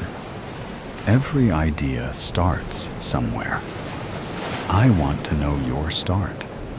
What drove you at the beginning and made you create all this? Trask watched me interminably, emotions playing deep in his green eyes. Then he seemed to come to a conclusion. I walked into the ocean to die, and I did not die. He paused a long second, and then began again. I walked into the ocean to die, to let the waves wash over me and take me away. I thought the pills I had taken with the booze I had drunk would kick in and block any pain. I had been depressed for a long time and wanted it to end. I picked a spot where, when I sat down, the water came up to my neck. Then I waited. Oddly, I did not think about much. I just sat and waited. Perhaps it was the booze and the drugs. I don't know. But what was ahead of me was just a blank. Nothing that held any terror. I fell asleep for what I thought would be the last time. The water would take me, and I would be at peace. When I woke, the first light of dawn glimmered on the horizon. I was now sitting on wet sand, naked, the water's edge now 5 feet behind me. The tide had gone out, not in, and now I was sober and exposed and very, very naked. I raced to my clothes, still piled on the sand.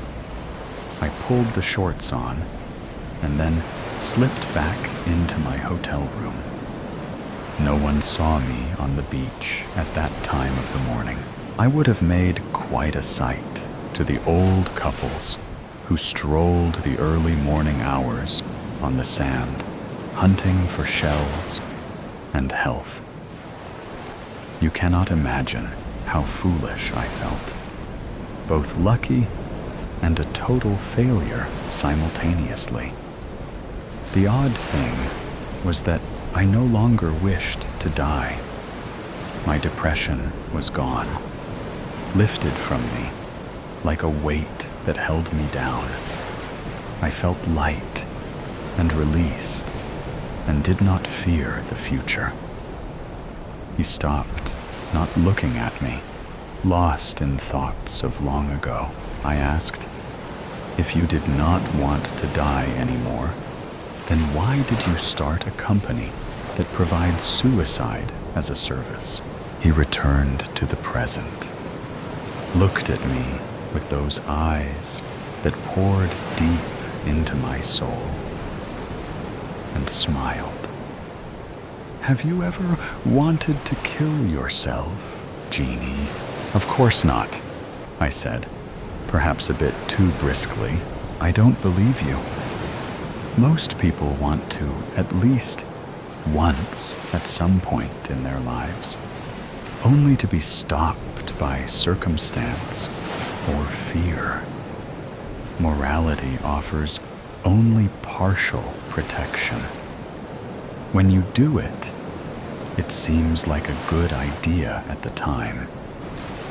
I never forgot that. I had truly wanted to die. I had no reservations, and yet I did not die. And in that not dying, my life was given back to me. I went to work in various businesses, creating a living for myself and doing very well. I watched as society's attitude toward suicide changed, and a new movement started.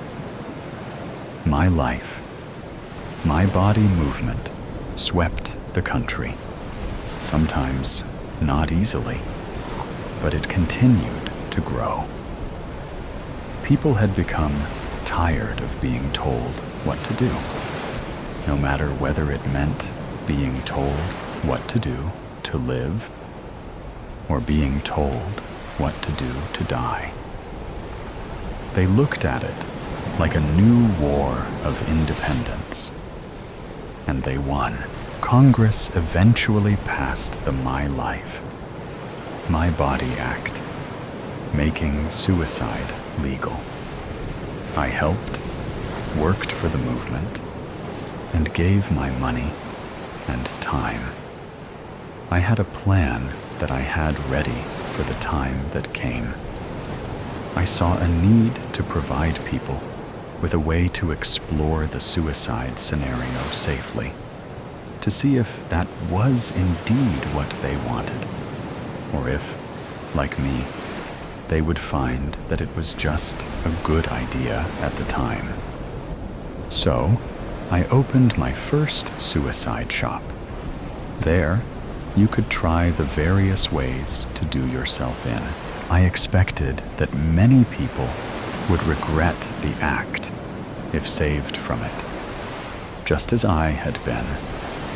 I arranged multiple ways to try. A menu, so to speak, death a la carte, all safe unless you flipped off the safety switch. Then, it became permanent, but it was rarely used. Most preferred the safe try. The first shop was so successful that I franchised it, and it became the largest chain of any company in the country, and over the years, in the world. Would you like to see the inside of the shop? Absolutely. I followed him out of the house, down to a parking area with a large blue Rolls-Royce and a red Lamborghini. The chauffeur was waiting by the Rolls, and I expected him to get in that one, but he crossed the parking lot floor and held the door of the Lamborghini open for me. I like to drive. Do you feel you are doing all this for the money? I asked when we were driving. He just looked straight ahead, weaving in and out of the traffic, expertly guiding the car. I thought I saw a small curl in the corner of his lips, just the beginning of a smile. That's an old gambit, not very inventive, and surely you can come up with better. I provide a service. Others could do it as well, but I think my way gives people a chance to reconsider, to change their minds and not complete the task if they are not truly committed. True, I said. What about those who come back repeatedly? Are they not adrenaline death junkies, getting ever closer to the deed to keep getting high? This time, he did not smile. Off the record? Okay, I answered. I have worried about that. At first, it was just a blip on the data screens, but at least there was a distinct uptick in the repeat visits. There may be a sexual adrenaline component to it. How often have you done it? I asked. Many times. I sensed that there was more he wanted to say, but he just added, "It does make the bottom line look good. Do you have much security?" Oddly, not much. But we must guard the cars. We never know which trip could be their last. I let them park on site. Public lots complained about the abandoned vehicles. He parked the car, and we got out. We went to a private elevator, then up 4 floors, and then out to a large room. A hallway led out from it in 4 different directions, each lined by large glass doors on either side.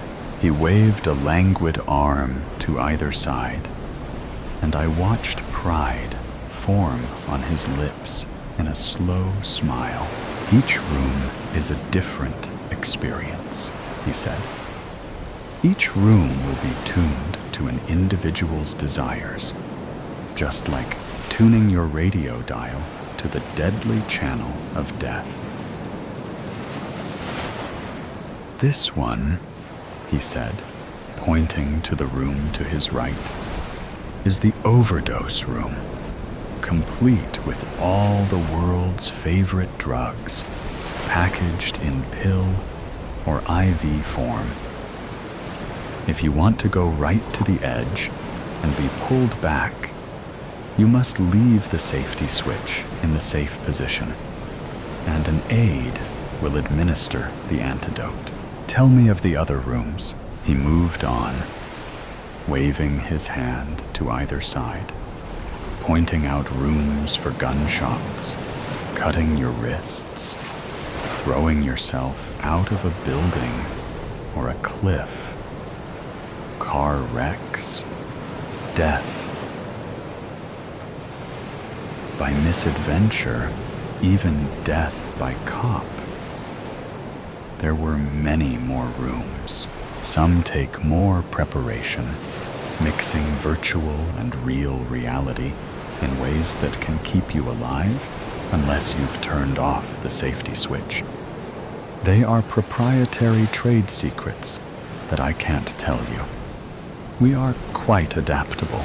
I felt the hair rising on my neck as he said this, realizing what appetites were being fulfilled here. I made a few notes, and my mind was racing. It's a cultural phenomenon. People use suicide as entertainment. I looked up at him and saw great weariness in his eyes, more than I would have expected. He was not a young man, but looked older than he should have when he did not smile. I suspected that he was unhappy with his creation. "Let's have a cup of coffee," he said. He led me down the hallway around the corner.